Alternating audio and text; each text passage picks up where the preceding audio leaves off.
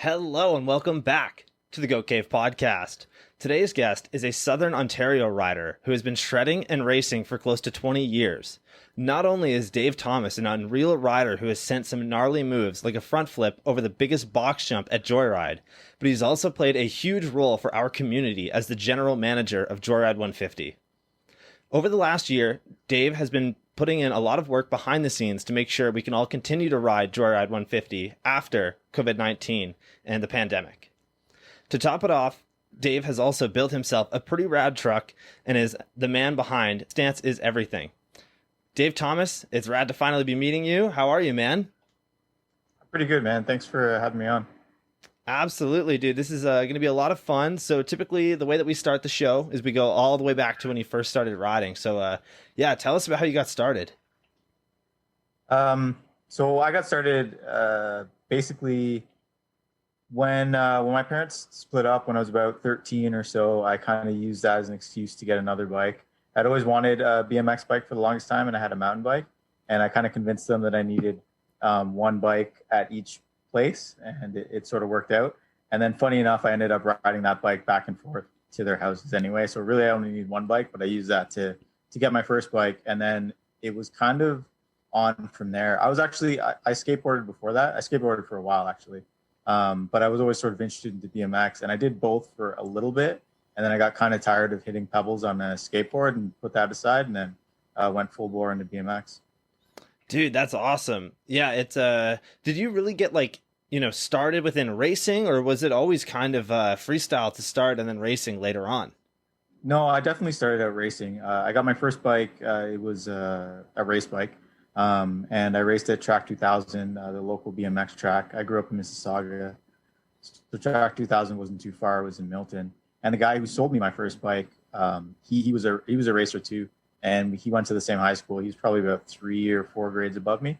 And so, yeah, I started out racing, and I raced, pretty much only raced for a little bit. And then I met someone else who lived near my mom, and he had a GT Vertigo, and he rode freestyle, and he showed me the trails near us, or they would have been dirt jumps, I guess. And then I went there and rode with him a few times, and I kind of got introduced to like dirt jumping and everything. And then the next season I went back to racing, and after learning how to jump, I was way faster. And then so I did that for a bit, and then clips started getting into racing, and I wasn't really into clipping in, and everybody sort of started riding freestyle at that point. So I kind of branched off into that way. Dude, that's a really similar story for quite a few different people I've had on the show. You know, it's a lot of people did start out racing, obviously, and then transitioned into freestyle. But just the fact of like clipping in and whatnot, there was a few other people. I can't think of the names off the top of my head, but a few others who literally just stopped basically when that became a thing.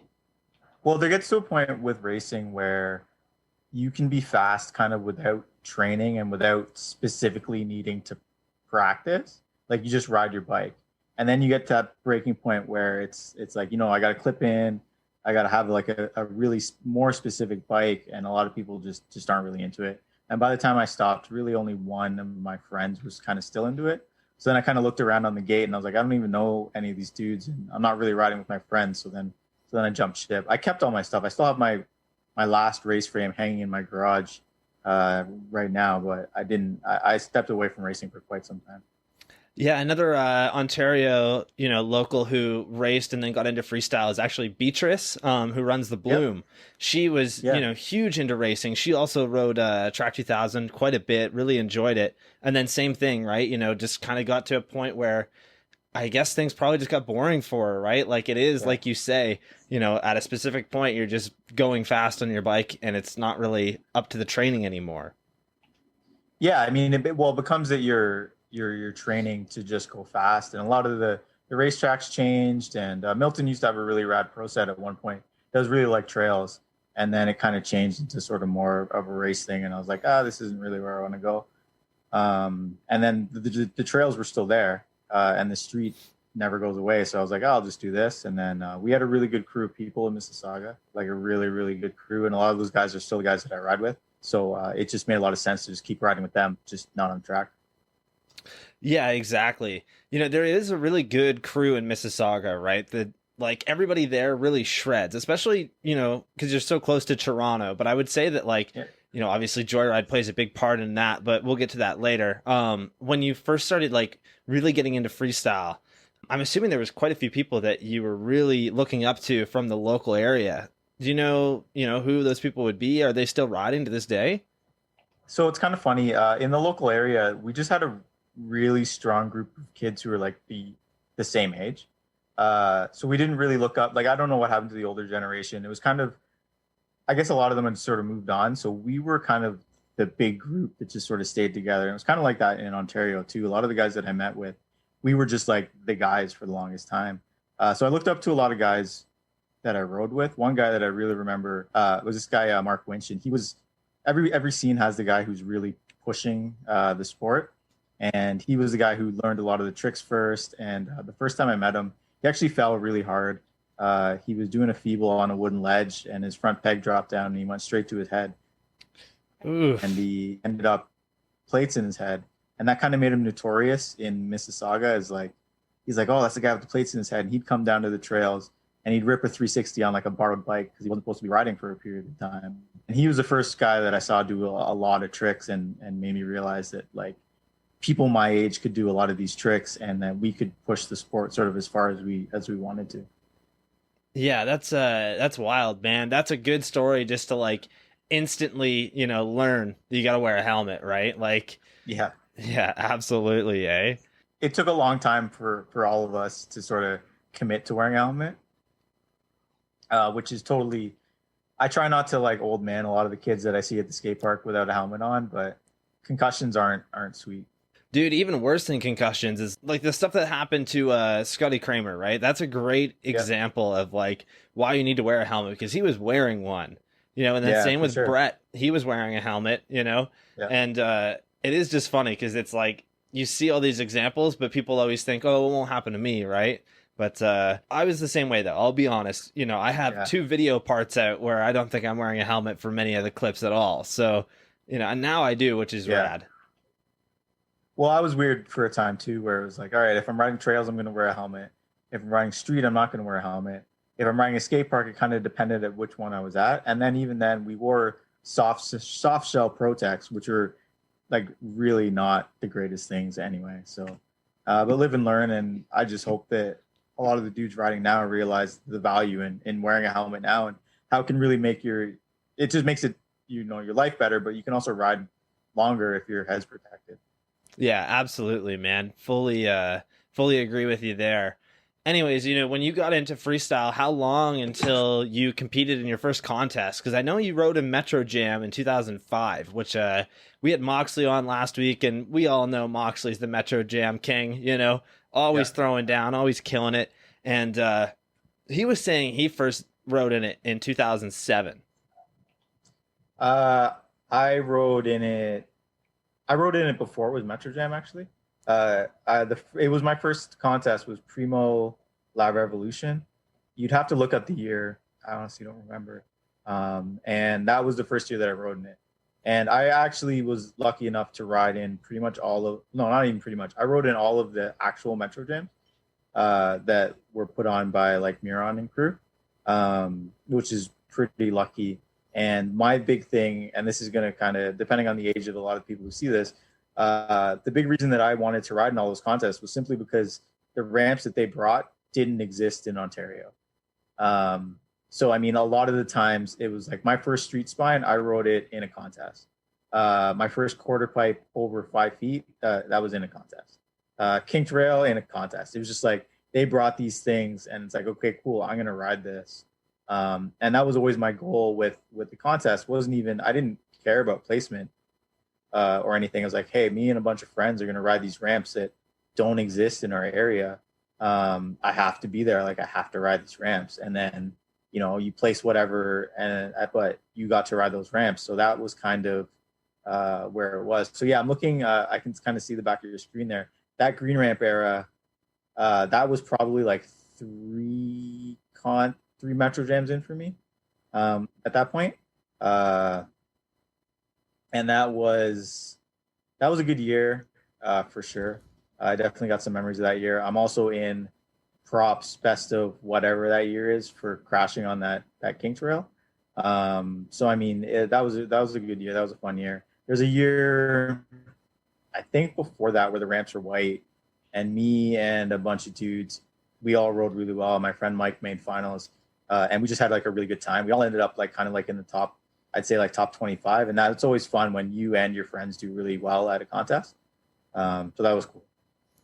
Yeah, definitely, dude. I was going to say, this is 2005 Metro Jam, and there was a lot of Yeah. really crazy stuff that went down this year. One of my favorite clips, and Moxley and I were both going nuts about it last week, was the Danny Hickerson crank flip to downside ice on the quarter pipe. It's just like such a wild combination, you know?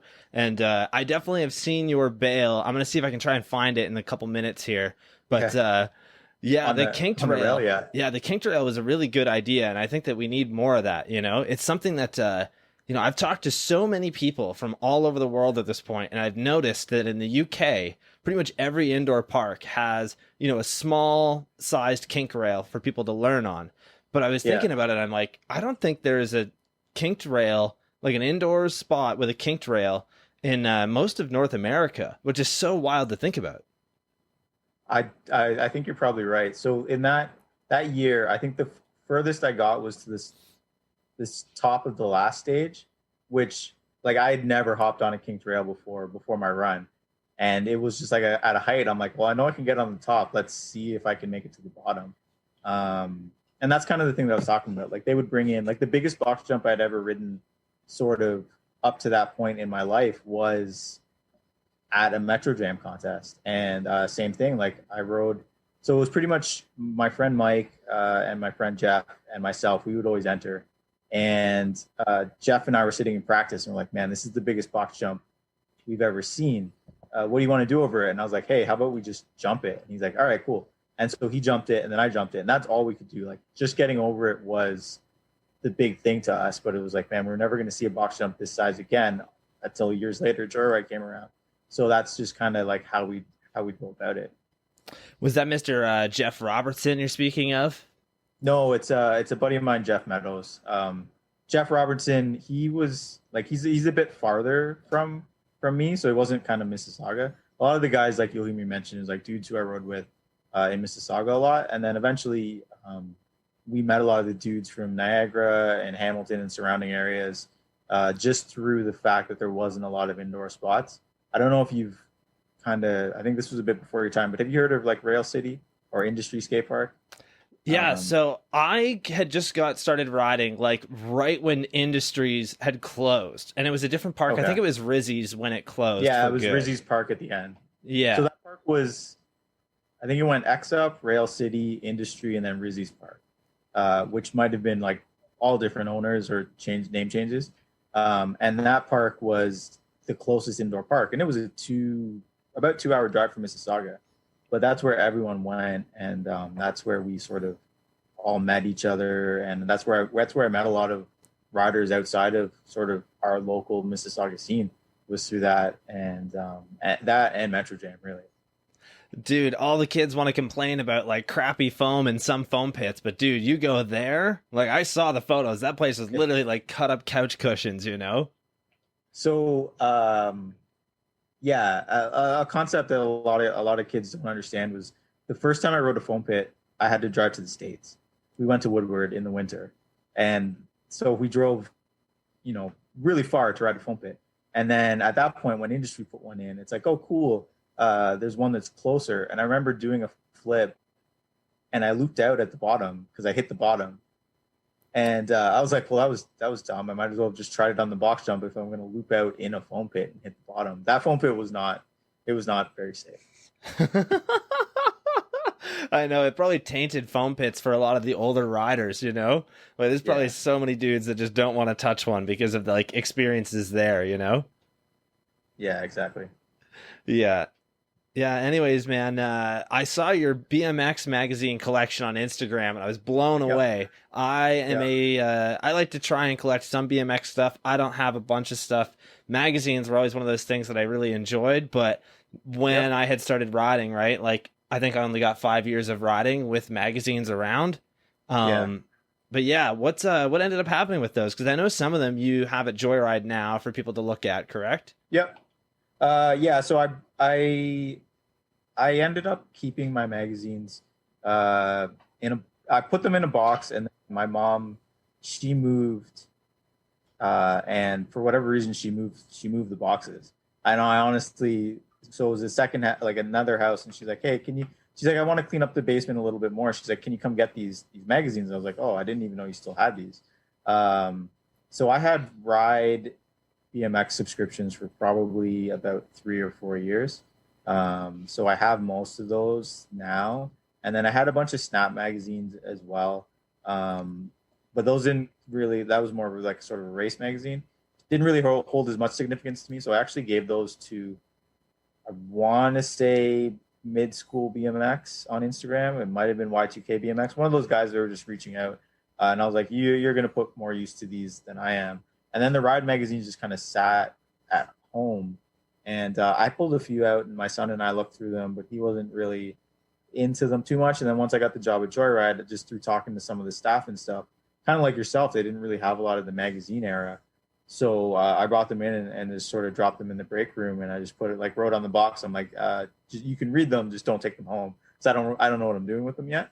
And it's been really fun, sort of seeing their reaction to what's been done and what's been done before. And I actually have another book that I bought from a library for 25 cents, and it's like a how to freestyle book from 1986, so like way before my time. And every once in a while, when some of the younger riders come in, I kind of pull it out and I'm like, "Hey, do you want to try this trick?" And no one is taking me up on that offer. Everybody's looked at it and they're like, "I don't even know how that works." And then they just go ride and do whatever they want. So if anyone's bored at Joyride and wants to kind of figure out a new trick to do, I'll show them that book, and I'd love to see some clips from that. And I've had some ideas, like we could do a social media thing about it, but the last year hasn't been sort of normal, so I haven't had a chance to do that quite yet. Yeah, exactly. And I was going to mention, one of those older tricks that always blows me away is it's like a T-bog, but you do it with your front brakes on the nose. You know what I mean? Like Yeah, you're Miami literally, hoppers. yeah, Miami hoppers, dude. Yeah. I cannot figure that one out for the life of me. It blows me away. I always wonder how many rims people went through just because of Yeah. the motion of going forward on your wheel like that. I feel like it's gonna kind of bend it or something. I don't know. I've I've seen very few people do that in person, and like I'm not really willing to risk toppling my front wheel for a trick that's from the '80s, so I've never tried it. Yeah, fair enough, eh? Oh man, yeah. Some of those tricks, though, man, blow me away. It's wild to see like the progression of BMX and how people kind of moved away from that instead. Yeah, BMX is definitely the progression has been like sort of a wild path, and I mean trends come in and come out, but you're starting to see like a lot of the freestyle come back into it. With like GT's got a pretty cool freestyle team right now with people who are just thinking completely outside of the box, which is kind of crazy to think that GT did that because they've gone through, how many times have they been bought, and GT's been cool, been not cool, been cool again so many times. So it's interesting to see them embracing freestyle the way they are. Dude, I absolutely love GT nowadays, man. They are doing it right.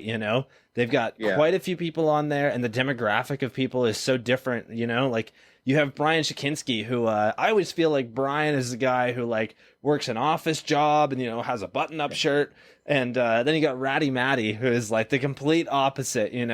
Yeah. But either way, I'm like, I love GT. I love what they're doing. I think that they're a great company, and it's awesome to see that they are doing a lot within BMX, at least as of late. Yeah, no, definitely. It's cool to see those like sort of legacy brands kind of figure out how to give back to the sport and be a part of the sport in sort of a relevant manner, versus just burning out and just kind of vanishing. Yeah, absolutely. Anyways, a couple minutes ago, you were talking about going to Woodward and riding your first foam pit years ago, and you actually met K-Rob at Woodward, did you not? Mr. Kevin Robinson, yeah? Yeah. That's actually funny that you knew that because yeah, we met. I mean, it's a shame that he's gone, but we met Kevin Robinson twice. So we went. I've been to Woodward a few times, and the first time we went actually, and honest to God, like I've asked a few different dudes in Ontario how this worked out, but there was probably 25 to 30 of us. I should send you a photo that all went to Woodward, and this was like early internet days. We were all of us just had like kind of rowdy cars and stuff. We all figured out we're like, let's go this weekend. all got it off work and went out there.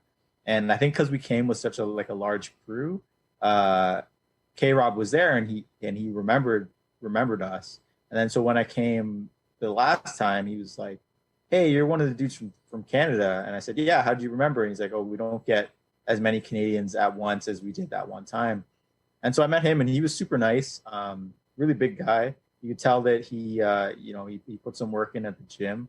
The time we went, I guess he lived out in State College, so he didn't really ride when we were there, but he was just kind of like hanging out and doing whatever he did. And then I've also met Bestwick there, and I think Anthony Napolitan and a couple of other dudes we just kind of met who were there either living or just hanging out or whatever. And it was really cool to be able to see those guys in person. Watching Jamie Bestwick ride in person is one of the best and scariest things I've ever seen in my life. I don't know if you've ever stood on top of like a big vert ramp. Those things are intimidating. And he would crank across the deck at full speed and then drop in to the point where he would come at the wall like where we were sitting, and I didn't think anybody could hit a ramp as fast and as high as he would, and I didn't know, like I was like, he's just going to explode in the air. Like, you can't go that high and that fast on the BMX bike. But like he's the man when it comes to vert, or one of the men, I guess, when it comes to vert. There's a few guys up there who are pretty legendary. Yeah, absolutely, dude. Bestwick is he's gnarly, and what you were saying there a minute ago about vert ramps and just being on top of one. There's a point that I want to make.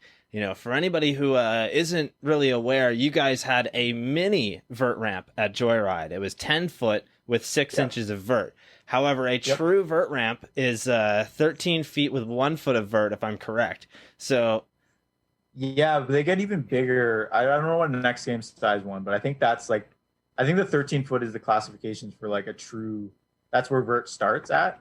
Yeah, and vert's gnarly. It's super gnarly. Yeah, I was gonna say, dude, the one at Joyride, I was able to ride. I was able to drop in on it, do some pretty decent table airs and whatnot. I think I did like a turn down air once, and I was like, "That's it, man. That's the best that I'm gonna get on this." And I did really enjoy it. However, it's so gnarly, dude. Like, even that, a 10-foot ramp was crazy. Yeah, and I mean that's the big reason why it's not there anymore is the amount of people who rode it for any length of time, and actually like we really like sessions on that thing were few and far between. And as cool as it was to have like, I think the only indoor vert ramp that allows bikes in Ontario, the mini ramp gets way more use. Yeah, definitely, man. It's just the sheer size of it. The vert ramp is too big. It's too intimidating. And I think that you need to be able to ride like a 7-foot, mini ramp in order to ride a vert ramp at that point. Like, it's gnarly. Yeah. And it really puts into perspective how vert riders are built, man. Cause that's like a gladiator sport. You fall on a vert ramp and you're getting hurt. You can't really run it out. You're just kind of falling from the sky and hoping that you don't explode when you hit the ground. Yeah, that's actually a really good way to put it. It's gnarly, man. It's so wild. I always wonder how Hoffman is still doing it. That dude's got a ramp in his backyard. Hoffman is, he's an icon for sure. In my office upstairs, I got a signed sort of plaque of him, and like, he's definitely a legend. But if you look at it, most vert pros are at least over 30, which is completely mind-blowing. And I kind of wonder what the future of that part of the sport is, because really not a lot of people are willing to sort of risk their bodies to that sense to get good at vert. Because like I said, you put a foot down on anything else, you're kind of moving forward, you kind of, tuck and roll. But vert is one of those sports where you make a miscalculation and you're hurt for a long time. And I'm really curious sort of what's going to happen to that part of the sport. But then on the flip side, you've got guys like Dennis McCoy. I think he posted on Instagram the other day that he's been pro for 34 years. Wild, dude. Dennis has been pro for 10 years longer than I've been alive. Like, that is so crazy. Yeah, that's one person who I'd love to meet and talk to and kind of just figure out what his regimen is. Because like you said, he's been pro. Like, he's almost like the godfather of it, in the sense that, like, I don't know anyone who's been pro. And when I say pro, he'll enter a vert contest tomorrow and do a 900. And he's been doing 900 for what, like 20 years at least. The fact that he's been doing it that long is insane. Yeah, dude, that's wild to think about, and especially when you think about Hoffman, who pulled the 900 actually 32 years ago this week, which is crazy to Yeah, think about. You know, in that's Kitchener. in Kitchener. Yeah, that's right. Yeah, I always talk about it, so I was like, I'm sure everybody who has listened to the show before already knows, but yeah, dude, in Kitchener, Mr. Matt Hoffman. I got a viewer that sent in like the clip this week. Actually, he's like, "Hey, look at this! It's the clip you always talk about." have you talked to anyone who was there? Actually, yeah, I have quite a few friends that were there that are older. My good friend Alan Peters was there and witnessed it. And there's actually Okay. some stuff on Instagram that was funny because there's so many people that talk about like, oh, you know, it happened in Toronto. Oh, no, it happened, Yeah, you know, here in Detroit. It happened all these other places, but no one ever knows that it's actually in Kitchener. And it was in yeah, Kitchener. That's the thing. yeah. Did so have anyone to talk to you? There's a rumor that I heard that like one of the dudes was so excited in the background that he jumped so high that when he landed, he like rolled his ankle or broke his leg or something. Uh, I've been looking like, but I can't because the footage is so small. Like you can't really see. Like you see one guy jump, but then the camera, like he's not the focus. So I'm curious if that guy got so stoked that he broke his own ankle cheering for it. I am going to write that down and I'm going to ask Yeah, Alan and I will confirm it because that yeah. sounds Because, sick. That sounds but I hilarious. mean, that was kind of the energy of BMX then, right? Like everything was new and cutting edge, and when somebody did something, you didn't. The places would just explode because it'd be the first time you'd ever see it, and you like it's like the impossible happening in front of your eyes, and that's kind of always been a special part of BMX to me and like contests and stuff like that, and obviously to those guys too is just seeing things happen for the first time. Yeah, dude, it sounds incredible, right? Especially when you are seeing a world's first like that is so like iconic within BMX. You know, that was such a huge Yeah, moment, not just for BMX but for the world, right? And I think yeah, those moments are so few and far between now. You know, for like sure. you think about it, and Rooftop Escamilla did the first crooked grind, and Yeah, that's something that like every kid at the park can do now. You know, it's yeah. funny to think that like obviously someone has to do it first, and I wonder how awesome it was to be those like early adopters of BMX who really put in the work and the effort to bring it to what it is today. You know? Yeah, I mean, imagine figuring out a trick without ever seeing someone do it. Whatever you're seeing a picture and you're like, I mean, I might figure this out in the air or I might not. It's kind of crazy. Yeah, it's not very often that we see brand new tricks these days, and if we do, it's often a combo, right? Like, there's been so many Yeah, tricks that have been pulled at Joyride that are world's first. One that comes to mind immediately, and I feel bad because I'm forgetting the guy's name, but you'll know it. Is a bri flip to tail whip on the. I think he did it to Wood. I know he did it to Rizzi. I can't remember his name though. Younger dude. Brody Mills. That's the guy. That's the man right there. Mr. Brody Mills Yeah, did a bri flip yeah, to tail whip like air, which is nuts. yeah. It was super nuts. I mean, I was judging that contest, and it was being sort of the age that I'm at. Like, bri flips aren't something that I saw a lot of. So when he did that, I was like, kind of like, what was that thing? Um, and then someone was like, oh, it's a bri flip. It had come from sort of scooters, and he did bri flip to whip. And honestly, it didn't take him that many tries to like. But and this isn't to take away from him, but a lot of those tricks that like he could figure that out on Resi, you know what I mean, or figure it out to the foam pit first.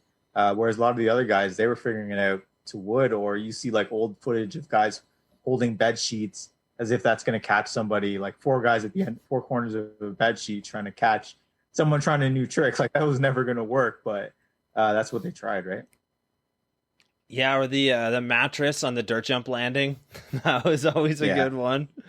Yeah, dude, yeah, it's wild to think about how those dudes had to learn, right? A lot of the times, you know, you think about Matt's 900.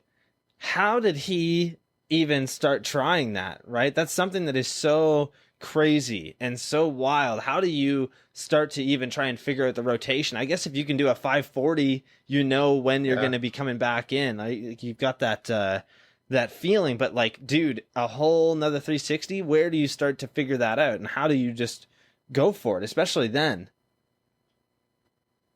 Yeah, and the biggest thing that blew my mind about then was the bikes weren't trustworthy. So uh, you could come around on a 900 and your head tube could just piece out, and like that's not good. So I don't know how those guys kind of put that aside, and they're like, no one's ever done this trick. The bike's probably not going to make it, but I'm going to huck this anyway. Yeah, it's crazy to think about these dudes going into this knowing that they're gonna either get hurt and their bike's gonna be broken, or they might be victorious. It's funny to think that like you're putting in the money and the Yeah, time and the effort and blood, sweat, and tears, right? Fully right there. And I don't know, man, new trick. That's got to be rough if you're like, yep, could potentially need a new bike, yeah, probably gonna get really hurt, yeah, but I just might pull it off. yeah. But I mean, it's also like the new trick feeling. Everybody, when you land a new trick, it's it. That's a big part of what keeps us all in this. And imagine that new trick is also something that's never been done. That's got to feel pretty rad too. Yeah, absolutely, man. It's got to be pretty crazy. Anyways, while we're talking about you know everybody being able to use foam pits and resis and whatnot, Joyride came around about I think 11 years ago now, almost. I think you guys just passed your 10th birthday this year, right? Or last Yeah, year. I think it's been 11 years now. Okay, yeah. Yeah, I was gonna Yeah, say, with Joyride, obviously they opened up and they were really the first bike park in Ontario to have a good foam pit. Like industry obviously had one, but like we said, it wasn't very good. And I think that was the appeal for me when I was super young, just getting into riding, was that you guys had a foam pit. And when I first started riding, I lived so far away. I remember it took hours and hours and hours just to get there. And yeah, dude, I rode that foam pit all friggin' day. Like I was so excited because I had never got to see anything like that. But yeah, it is funny because nowadays, like the foam pit's closed, obviously with everything going on. But I really don't go in there much. Like if I was to go yeah, nowadays, I would be trying front flips because I just really want to learn that. Even though I'll, have a battle learning it. That's for sure. yeah. I mean, foam pits are great, and it sucks that we can't have ours open right now. And they really help with progression. Um, they're a ton of work to get out of, and we don't have a rope to help get out of ours. So that I don't really, even when Mars was open, I didn't jump into it too much because it's just tiring to get out of it. Yeah, fair enough. I've always felt that I haven't really needed the rope that much anytime that I've been in there. I guess sometimes Yeah. when you're like upside down, it kind of gets a little scary. But yeah, I don't know, man. When did you first go to Joyride? Obviously, you've been riding for a long time, so I bet that when they opened, it was probably like opening weekend. You were there. It was definitely opening week. I remember it vividly. My friend Mike, Mike grew up here and he moved to Calgary, and then he came back for Christmas, I guess. And Joyride was just opening, and Mike and I had talked on like MSN Messenger ages ago, like wow, what because we both had jobs at that point, like desk job kind of deals, and we would talk to each other, and we're like, hey man, it looks like Joyride's opening, and we're like, who's behind this? We didn't think it was real, and we spent so much time trying to figure out who were the people behind building this park, and like why didn't we know them because we've been riding for so long. And he came back, and it opened sort of that week, and we went for the first time, and we were just blown away that this existed in Ontario and that it was actually real. And to put in perspective, even then at that point, Joyride's the room of the jump line, that was more boxes than were ever in Ontario in one room. And so just that alone was mind blowing. And from sort of that point on, I had the sort of attitude that like throughout the time that I've been riding, I've always tried to support the scene as much as I can and if you don't support these things, they'll go away and then they might never come back. So as soon as Joyride opened up, I was like, man, anything I can do to keep this place going, to keep this place alive, like I'm willing to contribute to that. So I started volunteering for things really early on, and I got to know sort of the people working there, and it was just like they're all super rad. So it's been really great to have Joyride around and be able to be a part of it even before I came on as GM. Yeah, I'm just gonna pull up some footage here of Joyride, and it's gonna be early footage. And Yeah. Dude, one of the great things about Joyride is just the evolution over the years, right? I remember going there for the first time and it was so wild. There's so many kids out there that go to this park that have no idea that there used to be no street room. There used to Yeah, yeah, not be a giant Drew box in the middle of the park room. There yeah, was pretty much everything has changed there. The only thing that I yeah. think hasn't changed is the half bull in the park room and like the 9 foot quarter. And even the 9 foot quarter has changed a little bit because there used to be like a banked roll in. Yeah, I think the Bull's definitely been there for a while.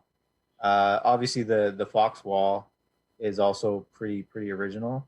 Um, but I think you're right. Pretty much everything else has changed. The skinnies have always sort of been in the same area, but there's been like more added. Um, but yeah, I mean, the park has changed a ton. And yeah, that edit with Drew is like super early Joyride days. Actually, one of I'm gonna say probably my third session to Joyride. Uh, a buddy of mine, Scott, he knew because Drew at this time would stay with John from Ryder, um, and so Drew got to my friend Scott's place, and then they drove to my place in Mississauga, and then we carpooled out to Joyride, and that's how I ended up meeting Drew. Was just from like he was the guy. I don't know if you've seen his attic video from way back.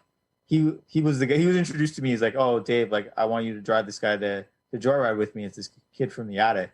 And I was like, "Oh yeah, I saw his attic. He's pretty sick." And then that's how I met Drew. Yeah, absolutely, dude. He had this wild mini ramp in his like attic of I guess it would be like his garage, right? It was pretty cool though. Yeah, and I mean it's still there. He was riding it this well, Before I his guess accident, yeah. summer, I guess. Yeah. And yeah, like he just destroyed. And I think is this the edit Charlie shot? I believe so, yeah.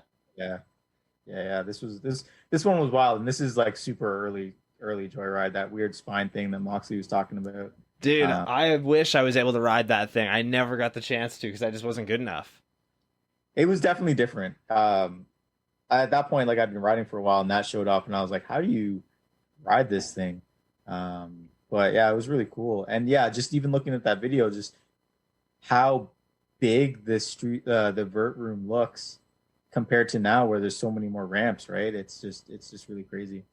Yeah, and even the jump lines, had the slippery floor right there, and then you guys added the Yeah, plywood, which is rad. But this clip here where he's yeah, jumping over the railing and doing the bar spin yeah. was so sick And too. into the cross country loop. It's funny seeing a bunch of other people since he's done that have tried it of like different skill levels. Yeah. Um Really interesting seeing someone who's not as confident as Drew try that gap because you never quite know if they're going to end up making it there. Yeah, it's a wild gap. It's one that I've looked at for years but have just never bothered to try because it's so crazy. Yeah, yeah, yeah. Yeah, anyways, It's definitely gaps where it's like, is the juice worth the squeeze on that one? that's a good metaphor. I like that. Anyways, yeah, so we look back on Joyride and whatnot and how long it's been there. How much has the park changed for you since then? Obviously, there's probably features that you did like that aren't there anymore, or vice versa. It's changed a lot. Like pretty much everything has changed since we've been there. And I was actually having this conversation with someone the other day about the big room, like the vert room, and someone was just like, "Oh man, the ramps in that room are so big." They're like, "How do you ride it?" And I just realized that like I've been riding Joyride for so long, the ramps have changed while I was there, so I never really noticed how big they got. But then you sit there like on the deck and you look around, and you're like, "Oh yeah, you're right. These are pretty big ramps." But they've even before I came on, the owners, the Summers, they've done a really good job of sort of keeping current with the changes in BMX. And the street room was a huge, awesome addition, and that was really just from feedback from the community. And it's a great use of space in there, and it's there's guys who come to Joyride just for that, and they love it in there for the winter or for the rainy days, just to get away and be able to ride street at a park and not have to worry about, skate night or scooters or anything like that. Yeah, I was gonna mention, it's wild to think about, but that room gets probably some of the most use in the entire park. Like anytime that I Yeah. go to the park room, there's always the local dudes who are absolutely shredding. But I Yeah. definitely feel that like the people who are new to Joyride, who maybe haven't been there before, they typically don't stay in there for very long because it is so intimidating, right? Maybe if you're a Yeah. really highly skilled rider, you'll be able to kind of adapt and figure out lines, but dude, like I was saying, that street room, everybody shreds that thing. I always have a hard time in there Yeah. because there's just so many people killing it, right? Like it's difficult Yep. because you're just looking around and you're like, oh my God, look at all these dudes just shredding. And the jump Yeah. lines obviously are huge as well. Everybody loves those jump lines. The jump lines see a lot of use definitely, and so does the street room. It's actually funny, being that I'm at Joyride way more than most people. Uh, it's also crazy to see how much the front room gets used, uh, especially early Saturday, Sunday when younger kids are in, families are in. The pump track, that blue pump track, all those features in the front, that gets a lot of love, and that's such a great part of the park, and necessary park to sort of keep it going. And it's crazy seeing how much that gets used too. And then like as you go into the park, the features get more advanced. But yeah, the street room is definitely heavily used. And we try and change things here and there. And it's cool because the street room gets its essence from being that room. Like so many of the features are based on that size and the fact that there's walls around there. That it's really cool that it's been able to sort of be the spot that it is, and see the clips from like Jeff Lapointe, Mike Gray, Chijo, like all the guys who come and shred that room. It's awesome to see the clips from there. And it really sucks because like, did you come to the last Street Invitational? I was not able to make it. However, dude, I heard that there was a session going down there. There was some Yeah, wild stuff going down. that was probably like one of the wildest contests I've had a chance to be a part of. And the riding that was going on in there, it was just like, oh, cool. Like we did a good job with this room because these guys are destroying it. Yeah, insane, man. I had definitely seen a lot of feedback this year just from people wanting the street room to be moved to where the skinnies Yeah. were.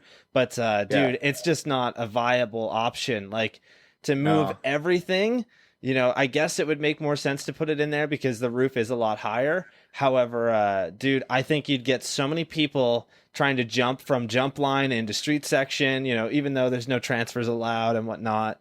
Yeah. I think the street room is perfect where it is. If anything, the updates that you guys made were pretty great. Like that mini ramp is a whole new thing that people can go and figure out. I mean the no transfers allowed thing is probably like the loosest enforced rule at Joyride. But Yeah. like switching the skinnies in the street plaza, as much as people wanted that to happen, it's totally not feasible. And I don't think that a lot of the guys who really ride that room want to be bigger kind of appreciate the fact that not a lot of casual visitors of Joyride even know how to get to that room. So you end up not having a lot of sort of like outside traffic. Like it's kind of like its own sanctuary tucked away, right? So moving it wouldn't really work.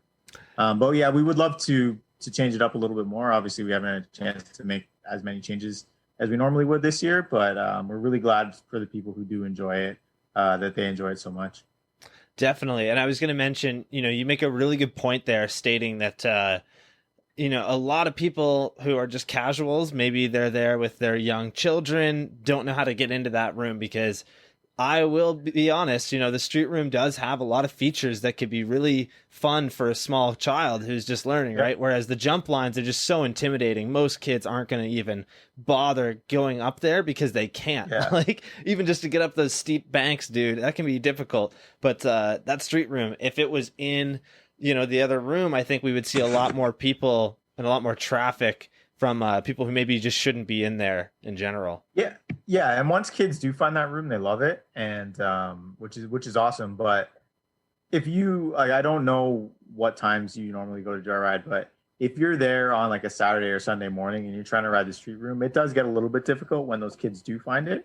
But then in the evening, it kind of becomes the sessions that you're probably used to seeing, and then it just kind of it filters itself. Like a lot of the features in Joyride are designed and placed in a way that it kind of filters out. You graduate how you move up to different skill levels and stuff like that to keep everyone safe, right? And the street room is a good example of that. Yeah, definitely, man. That street room is it is pretty rad. It's a really great room. It's great to have in there.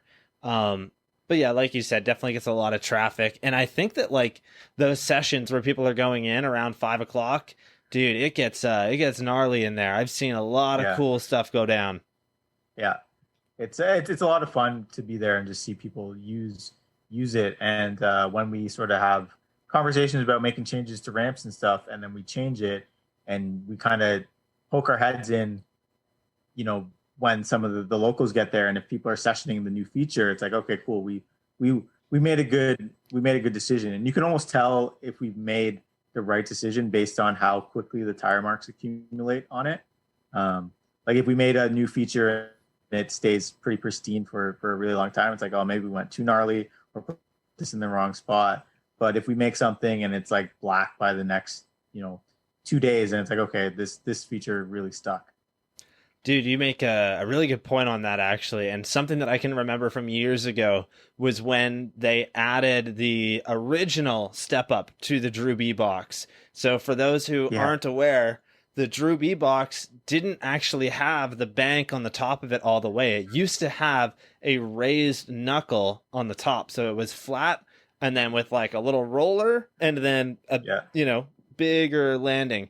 And dude, that was pretty gnarly, and everybody online was not very stoked on it, and it got changed very fast. I know that.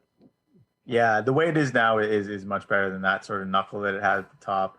And I think so. The Drew box changed a few times, and when it was first put in, it was pretty gnarly, and it was hard to jump. And then that knuckle came, and I think after the knuckle was removed, it was shortened a little bit, but then the landing was higher. And it's really, it made it so much more fun to jump. Actually, in the one split edit that I did with my friend Mike, I think the box does change 3 times throughout that, which is pretty wild. Just goes to show you how quickly the park changes. Yeah, absolutely. I got that edit playing now. It was a gnarly video, dude. There's some wild clips in here of you guys. And like you were saying, the box actually does change a few times. There used to be like coping on the side of it so that you could grind it, which is really cool. Yeah. Yeah, that was pretty fun. I did like that. Obviously, I did the ice pick across it. That was fun. But definitely the landing that's in it now is a lot more flowy and sort of easier to ride. Yeah, I wonder if you guys could add like coping onto the up of it, if that would make sense, like on the side of it now. I've thought about different things, like do I toss on some plastic pegs and try some stuff off the side of it, but who knows, maybe not. Yeah, that would definitely be interesting.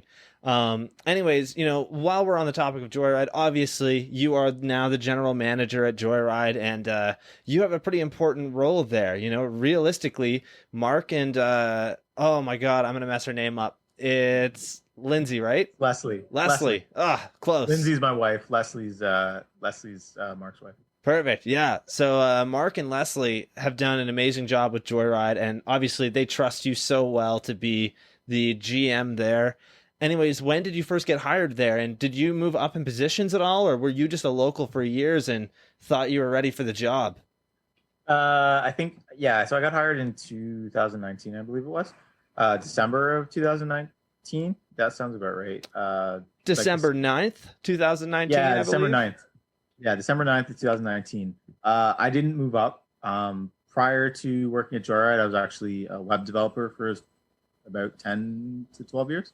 And the conversation actually started because of my wife. She was talking at that point, we'd gotten to know the owners pretty well. And I volunteered at a bunch of women's weekends, and I'd done judged a few contests. I helped judge that UCI contest. I just sort of been around for a long time. And they were talking about how they were potentially looking for a GM. And my wife said, was like, oh, Dave's kind of looking for a transition. Because at that point in my life, I was still, commuting into Toronto and kind of getting tired of that.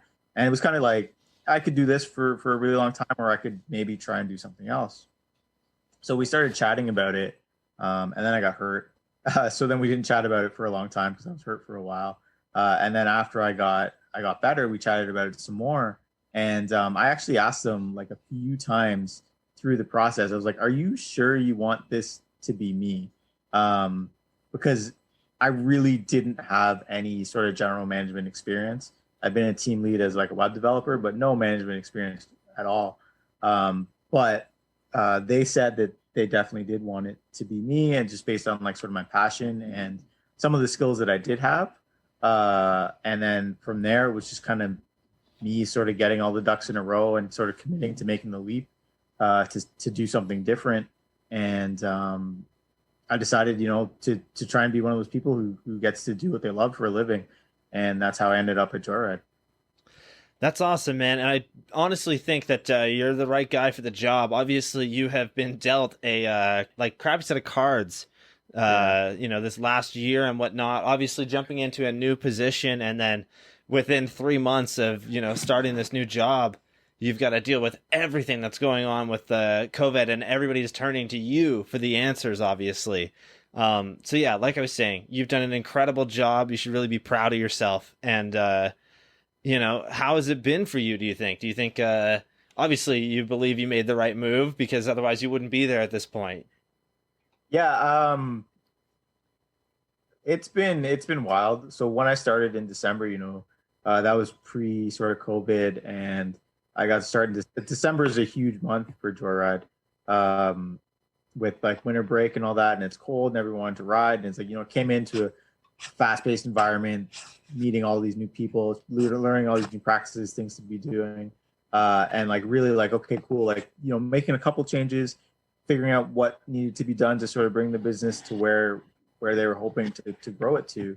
And then, Christmas passes, the New Year passes, and it's like, okay, cool.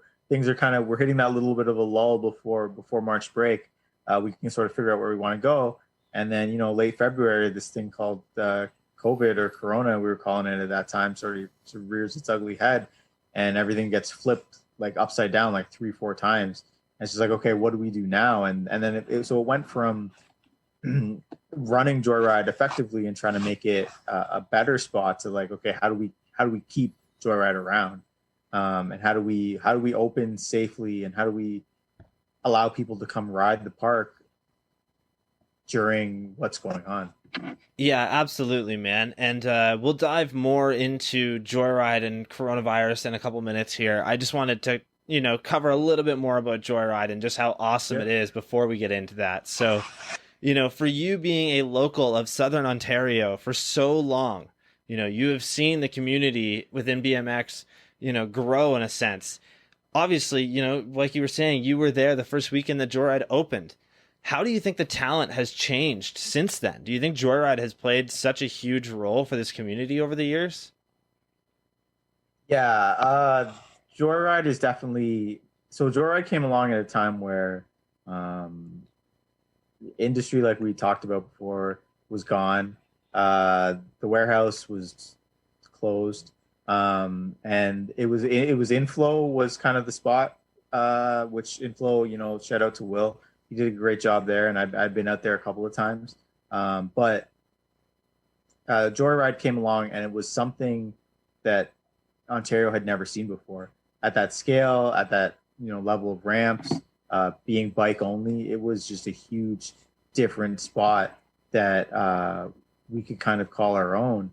And I mean, I remember like a lot of us remember sort of the early days of Joyride when they were just figuring it out, and you had to have brakes. There was all these like kind of rules and stuff like that, and that was just the owners are just passionate bike riders, and they decided to sort of do this for the community and for themselves. And so they were figuring it out, and it was evolving. It's evolved with us, and it's birthed so many good riders, and it's done so much for the scene here, that like really it's become sort of an irreplaceable part of the community. And you would if you could see the amount of shredders who came to Joyride just for a party and were like, man, BMX is what I want to do. And then after that party, they got their first BMX bike, and now you see them and they're like doing a 3 double whip over the Drew box, like it's no big deal. And that's what Joyride's done for the community. And then it's also given us, you know, a spot in Ontario where when we did those UCI, like the Olympic qualifier events, like Joyride was the spot, and we were able to bring a lot of people from North America to come ride, and people you wouldn't see. Like that's the second time I've seen Ryan Nyquist. The first time was at Metrodram, the second time was at Joyride. So you know, to be able to attract riders of that caliber is a really special thing. Absolutely, man. And, you know, just touching on the fact that, like, first of all, you know, Inflow has been around for so long. They are, I believe, Canada's oldest skate park at this point, or, you know, indoor park. And, dude, Will and them are just so brilliant, and they know how to use their space, right? They have such a small space, but man, they fill it up real well. And, you know, also just to talk about, you know, the shredders and whatnot of Joyride. Like you were saying, you know, these kids would show up just for like a birthday party, and now they're doing, you know, 3 double whip over the Drew box. And I think I can name off who that kid probably is, and that's Ben. I don't know his last name, but yeah, that's one of them. Weber Kramer. Yeah, Weber Kramer. There we go. Yeah, he's unreal, man. That kid is a shredder. He's nuts. Yeah. He's definitely one of those guys that I think without Joyride, he would not be where he is. That's for sure. You know, that park has definitely done a lot for him. Yeah, Ben's there a lot. Yeah, man, he's a shredder. And then, you know, just to kind of talk about some of the other guys that have come out of there, obviously Mike Varga, another really big name. And I believe, you know, Mike Gray has definitely had his fair share of times at Joyride. So there's that as well. Yeah, I mean, so like obviously Ben, you know, I glanced at my clock before to see if he was actually still there, but we're closed right now. He was definitely there when I left today. Varga, you know, he's a name. Aiden Schman, huge name. He's out there too. Mike Gray, we've done a lot with him with Space Brace. Mike knows the owners well. They work together. They talk about surfing together a lot because Mike does a lot of surfing. We've just had a lot of really good riders come out of there. You've got Nick Clark from sort of the mountain bike thing side of things. Matt McDuff, obviously, it's been Drew's second home for a really long time. So we've had a lot of people come through there and get a lot better. And even just like locals like myself and my friends, we wouldn't be the riders we are today without Joyride being there. It's allowed us to progress and just been a spot where we had Thursday night sessions with Joyride for so many years that we were just able to progress just because we had a spot where it was guaranteed, you know, it's not going to be raining, it's not going to be falling down, there might even be any ramp, and we can all just get together there and have a good time. Yeah, absolutely, man. And, you know, now that we've talked about how much Joyride has done for us, I think it would be appropriate to talk about Joyride and COVID-19. So first of all, for all my listeners, I just want to make something very clear, you know, no matter what your beliefs are surrounding COVID-19, I think we can all agree on the fact that Joyride is a very important part of our community, and it would be absolutely devastating to lose a place like this. You know, you guys have given us so many incredible moments as riders and so many incredible memories that we need to cherish and keep. And I think we need to ensure that that is still there for the community moving forward, right? You know, Joyride, again, has given so much just to BMX as a whole. And last year, you know, in the last year the Joyride has been around, you guys have been open 134 days. And that is not close to 365. Typically, you guys only shut down for, you know, maybe 2-3 days of the year. And obviously, we've seen the capacity change, you know, very, very, very drastically. We at one point saw it at 10, where you guys just couldn't be open at all because 10 people for that entire building is just ridiculous. It's not going to work, you know? And now we're sitting at 30, I believe, correct? 30 right now, and then we're actually going to be going back to 50. We're splitting the big room, so the jump line and the vert park, into 2 separate rooms, which gives us 10 more people per room to go up to 50 again. That's awesome, man. That's really needed, and I'm happy that you guys are going to be able to move up a little bit, obviously. And you know, I just want to say that you guys have done so much in the last, you know, year to ensure that we still have a place to come back to. after all this is gone. And I know for some people, wearing a mask inside while they're riding is just ridiculous to them. But dude, to me, like anything to make sure you guys are still around, obviously. Yeah, the mask thing, I mean, that was something that we really tried to, I don't want to say push back on, but try not to do as much as we could. But then it got kind of to a point where we wanted to be able to have as much capacity as we could, and show ourselves as being as safe as possible. And it just made sense to make masks mandatory all the time. And as much as, I get some of the customers, or we get some customers who aren't down with it, we've gotten a lot of feedback from parents and of little kids and stuff who are a lot of our audience, just saying that they feel so much better that we made that rule. And the same thing with like no eating in the lounge and stuff. It's just, at worst we're going kind of too far, but at best we're making someone safe and we're making people feel safer. And that really is kind of what we want to do. And I hope that we can get to a point where we don't have to have masks sometime soon. But if we can't, having to ride with masks is way better than not being able to ride in there at all.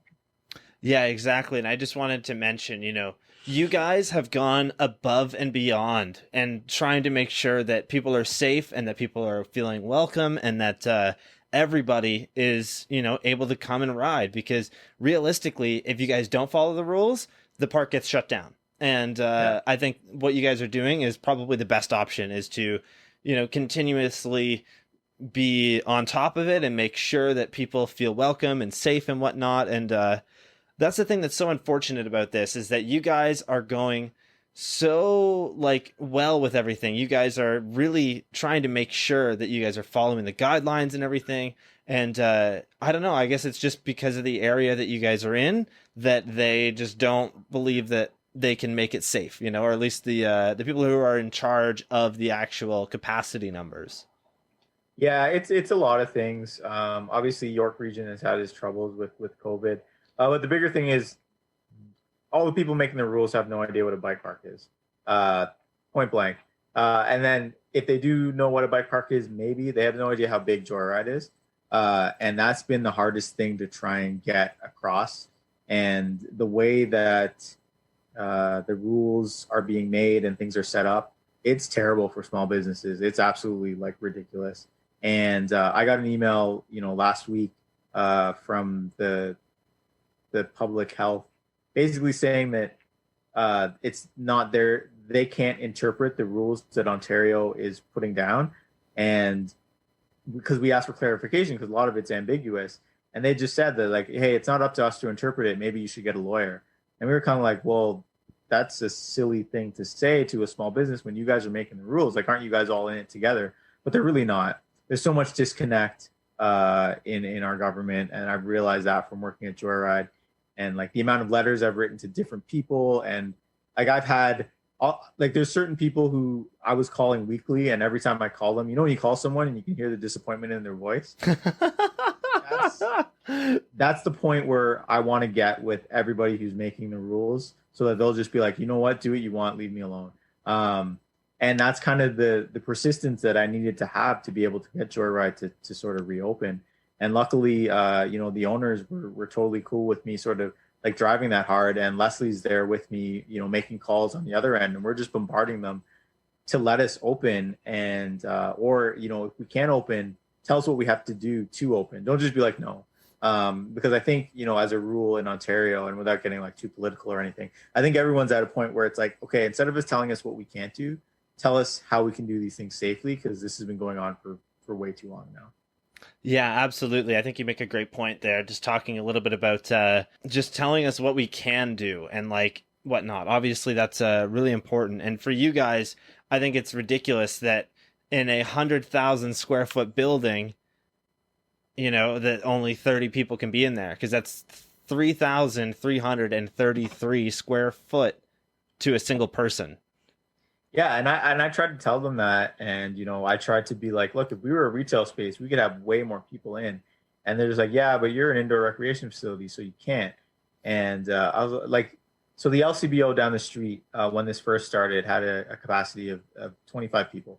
The LCBO could fit into the lounge, which is insane. And they're telling us that we weren't closed, but it's just there's a lot of disconnect with the rules, and so we're doing our best to sort of stay within it and kind of do what we can to be open and to be able to keep the facility open. Because one thing that I've realized working at Joyride is it means a lot to a lot of people, and a lot of people sort of, you know, the physical health, the mental health. A lot of people depend on Joyride being an outlet, and I think all of us ride BMX or ride bikes because it's an outlet, it's an escape to some degree. It brings us a certain amount of joy, and to go through winter within COVID without that was just so hard for so many people, that it really sucked that we couldn't have it. And on the days that, you know, I'd be going in and doing some stuff from the boiler room, and it would be like just the lights on in the front, it's like, man, we have this awesome facility and it's just dark, and that really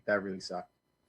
Absolutely, man. And honestly, I think what's crazy is, you know, how many retail stores and whatnot are allowed to have more people than you guys, yet be, you know, a fifth of the size. And what's funny is I looked into it. You guys could actually serve, I believe, 1,200 people safely if you were a retail store. But I think even the limit in your building is 600, is it not? So yeah, I ran that same calculator I found it on like a small business website, and when it said, like, I think it said like 1,100 and change, I was like, did I not put the right number in? And then you put it in again, and you're like, no, that's actually how much, if we were retail, we could have in. So I think our capacity is about 470 some odd, I think. Because our capacity is based on, there's two. There's the fire marshal one, which is a little bit higher, but then there's actually another one that's calculated on washrooms and just like how much abuse your washrooms can take. And that's actually the one that puts us to sort of a more realistic number. And I think I did the number at one point, and it was like, I don't know, like 10.5% or something like that. It was, or no, I think it was like 2 point something percent if we opened to 10 people of our capacity. And I sent that to the government. And in typical government fashion, I'm still sort of waiting for a realistic response from them. Yeah, and that's unfortunate, right? Like, I just want to reiterate here that yourself and the staff at Joyride have literally been doing everything in your power to open up to more people. And I personally would think, you know, 100 people is not, you know, a big deal. That would be very safe. You guys are able to do it in a very good fashion. And just to be moving back to 50 is really good. And I like the way that you guys have it split, where it's, you know, 50 and then 30 minutes of break and then 50 again, essentially. At least when I went to Joyride last, that's what it was sitting at.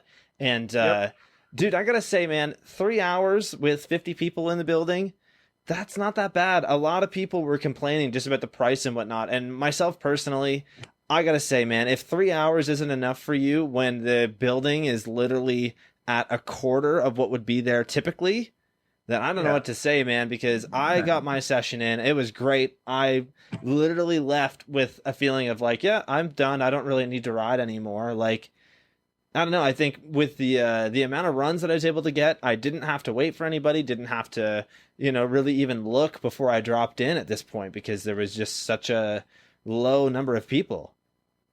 Yeah, I mean, that's good. It's great to hear. It's great to hear that feedback that you enjoyed it. Yeah, the price has always been sort of a sticking point of Joyride for some people. But I mean, if you compare it to snowboarding or some of the other options of things to do, it's not that different. And yeah, I mean, before you could pay $30 and you could ride all day, and now you don't get quite as much time, but at least you get the facility. And we've, like, just trust me, anyone who's watching this, who frequents, like, we've crunched the numbers as hard as we can to make it as reasonable as we can, but be able to keep the facility available. And 3 hours it's a good time. I mean, for people who have to travel, if you drive 2 hours to ride 3 hours, I know that's not ideal, but we're kind of working with the cards that were dealt here. And if we have any opportunity, I know for briefly, I'm not sure if Cam, when you came, it was like this. We did have a carryover fee, so you could actually pay for 2 sessions. Right now, we're not able to do that because we're restricted so much. But if, because at that point, I think we're at 150. But if we get to a point where we can kind of do stuff like that again, we'll totally do it. Like, we're here for the community. we don't just want to bleed everybody dry, but at the same time, it's a big building in not too far out of an area, so there's a lot of costs that come with that. You shouted at our staff, and they're doing a really great job, and we want to be able to, pay them a wage where they feel comfortable coming into work, and they're going to give that good job. And then there's also the amount of stuff we had to buy to be open for COVID, hand sanitizer, automatic soap dispensers, all sorts of things, cleaners. There's a lot of expenses for us to reopen that people just don't really think about. And honestly, a year or two ago before I came on, I probably wouldn't have really thought about it either. But these things, they have a big impact on all small businesses. And I just have to say, for anyone who's dogging a small business right now, just think about how hard they're fighting to survive. Like it's not easy for anybody. Absolutely, man. My dad's a small business owner, right? He owns his own tattoo shop and whatnot, and he has worked his entire life to get to the point where he is, right? And for him, the rules are so strict as well. Like his body piercer at the shop is actually, certified by the APP, which is a very, very big deal. They're very, very clean. They actually set the standards for most of Ontario on the cleanliness. The Board of Health literally goes to my dad's shop and says, what do we need to be looking for at these other locations? That is a big deal, and for them, still same thing. A 16-year-old that's working at Zehrs is, able to clean better than they are, essentially. Like, it sounds ridiculous, but dude, for a small business, it's so unfortunate. And that's what Joyride is. And I think a lot of people forget the fact that Joyride isn't owned by big corporate companies. No. It's owned by Mark and his wife. And then, you've got staff, you've got bills to pay. There's a lot of stuff that's involved in these parks. And as someone who's worked in an indoor park before, I completely understand, man. And I think a lot of people need to see the value of you guys and understand that, if we don't have you, it's going to be a lot worse than paying $30 for 3 hours. Yeah, and some people definitely do, and we've gotten a lot of appreciation, and people who've sent us messages and reached out and said, you guys are doing a really good job, or just come in and been like, like they're so happy to come here. But there's some people who just can't see it, and we hope that eventually they'll be able to. And I know that the price has kept some of my homies away because they've been like, what, Dave, it just doesn't make sense for me to come right now. And it's like, hey man, it's cool, like I get it. Everybody's kind of hurting through the pandemic, but like, thank you very much for not, voicing your displeasure or, talking trash on social media, because that hurts. And especially when we're lobbying to get more space and people are kind of being like, anti the government, F the government, why are you having us wear masks and all stuff like that? Like that stuff doesn't really help us. Like I'm not saying don't have your opinion, but I'm just saying, if you really want us to sort of be open and be able to have some flexibility, just think a little bit about what posts you're putting that opinion on, just so that we can show the right foot to kind of the government, the people that need to see it, that as a community, we're committed to staying safe while we're riding. Absolutely. I think, again, a really good point, Dave. And most people they really get it. They do understand. It sucks because there are a few people who think that the best option is to voice their opinion on social media, and that only hurts you guys as a business. And it's unfortunate, right? Because it's like, not only are they not going to want to work with you guys and actually like support you, but they're actually going to look the other way completely, essentially. Yeah. And I mean, for anyone who wants to come in and find me at the front desk and vent about COVID, like before your session, like I'm totally down to do it. Like I just said, there's a time and a place. And when we're fighting to open to a reasonable number, the more reasonable number we're allowed will actually lower the prices for people to get in closer to what they were before. Just kind of, chill a little bit and give us some breathing room and help us out. Yeah, absolutely. And, something that I want to mention too is the fact that for Ontario, right, in general, we saw ski hills close down, I believe. And within that, a lot of people were talking about the fact that, and I guess some people didn't understand this, but the ski hills weren't closed because they thought that they were unsafe and you were going to get the virus. It was actually more or less because of the high risk of skiing and whatnot. And Yeah. I kind of wonder if that plays into the fact with Joyride, right? Because they don't want to be clogging up the hospitals with unnecessary injuries. And I feel that maybe the government just sees this as a giant risk and they don't want, this to happen. I don't think that's totally true because from what I've understood, the government doesn't actually understand what joyride is. Uh, Fair don't enough. really know. They don't really know the risk of it. It's just more we got blanketed in with gyms and stuff like that, and they saw gyms as not really a necessity or indoor recreation as a necessity, and they kind of just clamped everything down. Because if you look for like an indoor soccer bubble, they're under the same restrictions we are. Where for a while they were only allowed 10 people, like not 10 per pad, but 10 people in this entire soccer dome of like 5 pitches, right? So, yeah, unfortunately, Ontario is doing a pretty poor job of looking at individual businesses in different sectors appropriately. They're just kind of applying blanket rules, which really don't help. And like I said before, give us workable parameters to work within instead of just telling us to close our doors because we're losing a lot of businesses through this they're just not going to come back. And with Joyride and sort of the building and everything like that, the building itself is built up of businesses that depend on people. There's a swimming school, there's a school of rock, there's a dance studio. What happens if we all start dropping out and then that landlord who owns that building, all of a sudden he's not getting the rent from that? It's just like a ripple effect, right? So I just hope that we get to a point where we figure out a way for businesses to stay open and people to stay safe at the same time. I don't know if we're there yet because our cases are kind of running out of control, but we'll see what happens. Absolutely. And it is something that, like, it's wild to think about, but with the rules, they really don't work with you because, a restaurant downtown Toronto, I've been there before. It's a great Italian restaurant. Yeah. They normally have a seating capacity of 10 to 15 people. Yeah. And I don't think it's very fair for that place to be put in with the same as you guys, essentially, right? It's just completely different. That's such a great example of it, I would think. That place with 10 to 15 people, right? That would be, you said it's probably a small spot and they're following the same rules as a restaurant that's even larger, right? Mm-hmm. Then that doesn't really make sense. I don't know why they haven't put it based on square footage. I honestly have I can't fathom why it's not based on that. That seems like a really easy calculation to make.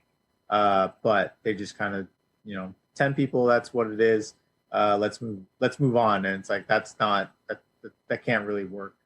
But yeah, absolutely. And I think we've all seen our fair share of businesses close down due to this. And I think we can all, again, agree that we don't want to see Joyride on that list, No.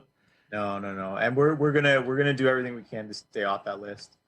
Mark and Leslie are super, super resourceful.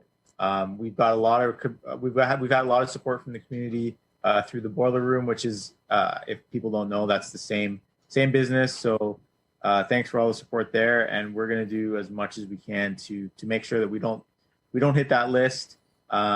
Before I came on, the company is in pretty good standings. They did a really good job making sure that it was a well operating ship, and we're just going to try and keep this thing sort of, I guess, on cruise control a little bit to make it through sort of these rough waters. But it's been tough, but we've got a lot of fight left in us. Definitely. And I kind of feel that things must be like 10 times harder for you guys, considering that your building is 10 times the size, just in general, right? Like, you guys have to be able to bring in a certain amount of people to pay these bills, obviously. And definitely Joyride has done very well over the years. But again, it's still a family business. And I got to be honest, man, I don't think Mark and his wife are getting rich off of this. I think they've definitely done pretty well for themselves, but it's definitely not like a get rich quick thing, No, I mean, when I said before, they're riding enthusiasts and they've poured sort of their heart and soul into this business. And, they built it to a point where they were just about to be able to sort of take a well-deserved sort of step back and started to have it like a business where they can come in when they want to and sort of see what people are doing and enjoy it, say hi to all the friends and patrons they made. And then COVID came along and kind of disturbed that. So I would love to get them back to a point where they can do that and sort of to realize the ability where it's like, hey, we have this awesome business, but we want to go ride. We want to go ride downhill today. Like we don't want to have to come into work. And I feel like they deserve that opportunity. So anything sort of I can do and we can do to get them back there is kind of where my head's at. Absolutely. And while we're on that, what do you think we as a community could do to ensure that Joyride will still be around when this is all over? The best thing that I think the community can do is when you feel comfortable, be it COVID related or what the day passes are, just come back and ride with us. Have fun, buy some stuff if you can. Just support us with anything. I know a lot of people were hit really hard in this pandemic, and money isn't as free flowing as it once was. But definitely, if you can come by and don't give the staff a hard time about masks. Just come ride, have fun. Like I know once you come back to the park, you'll have a lot of fun. We're doing what we can to make it as safe as possible. For those of you who might not be able to make it to the park, shoptheboilerroom.com. You could go there, buy some stuff. There's a huge bike shortage right now. I don't know if you know about that, but we're doing our absolute best to keep it as stocked as possible. So any support that way. And if you can't, financially support us right now, likes, high fives, positive messages, all that stuff does help. I don't know, maybe not high fives, elbow bumps, or whatever's in appropriate now. But any support we can get also helps. And yeah, like I said, if you see the government in Ontario posting something that you don't quite agree with, like voice your opinion as people that like indoor recreation is way more important than they're classifying it as, just so that we can be open and more facilities like us get a chance to be open and fight for their survival. Definitely. And I love what you're saying there just about, having people, come in and support you guys. And something I want to mention too is like, instead of going to the gas station to buy your, Powerade or water or whatever, just buy it at the park. Like, dude, those little tiny things will go a long way if everybody does it. Right. And yeah, just like those small things, if typically everybody's got their list of things they do before they get to the park. And if any of them involve stuff that you maybe can purchase at the park and maybe it's a little bit more, just do it, man. Spend a little extra and, it'll go a long way.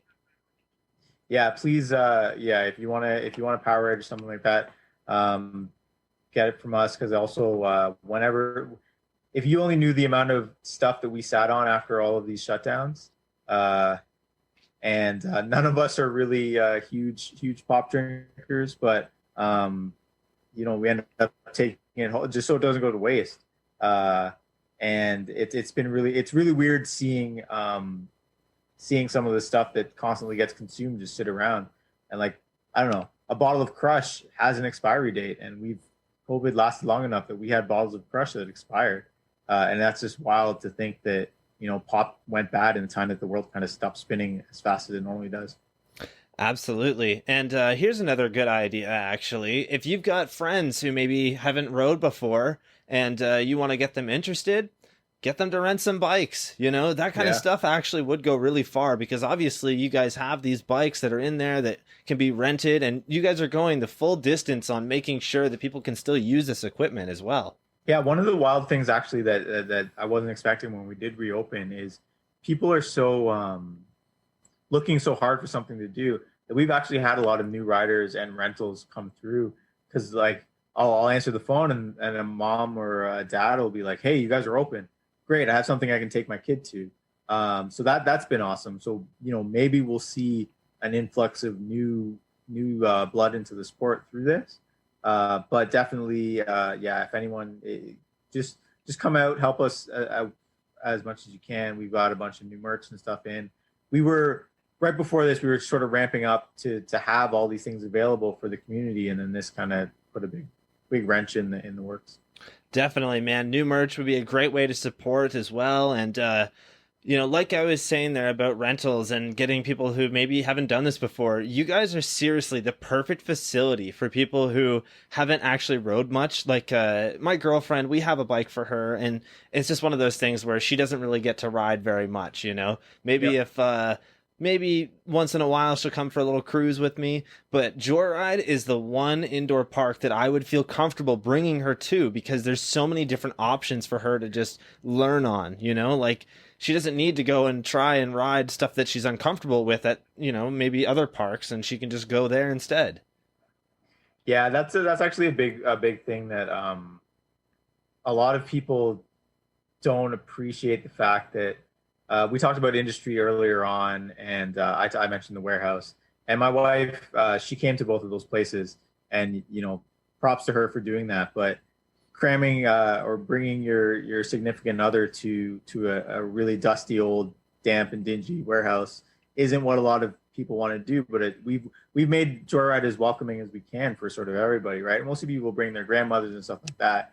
And I know a lot of people wouldn't say that about their previous local indoor spot, that they could feel safe bringing their grandmother there to come watch. And yeah, we do what we can to really make it approachable for everybody. It's just, I'm super stoked to hear that you appreciate that.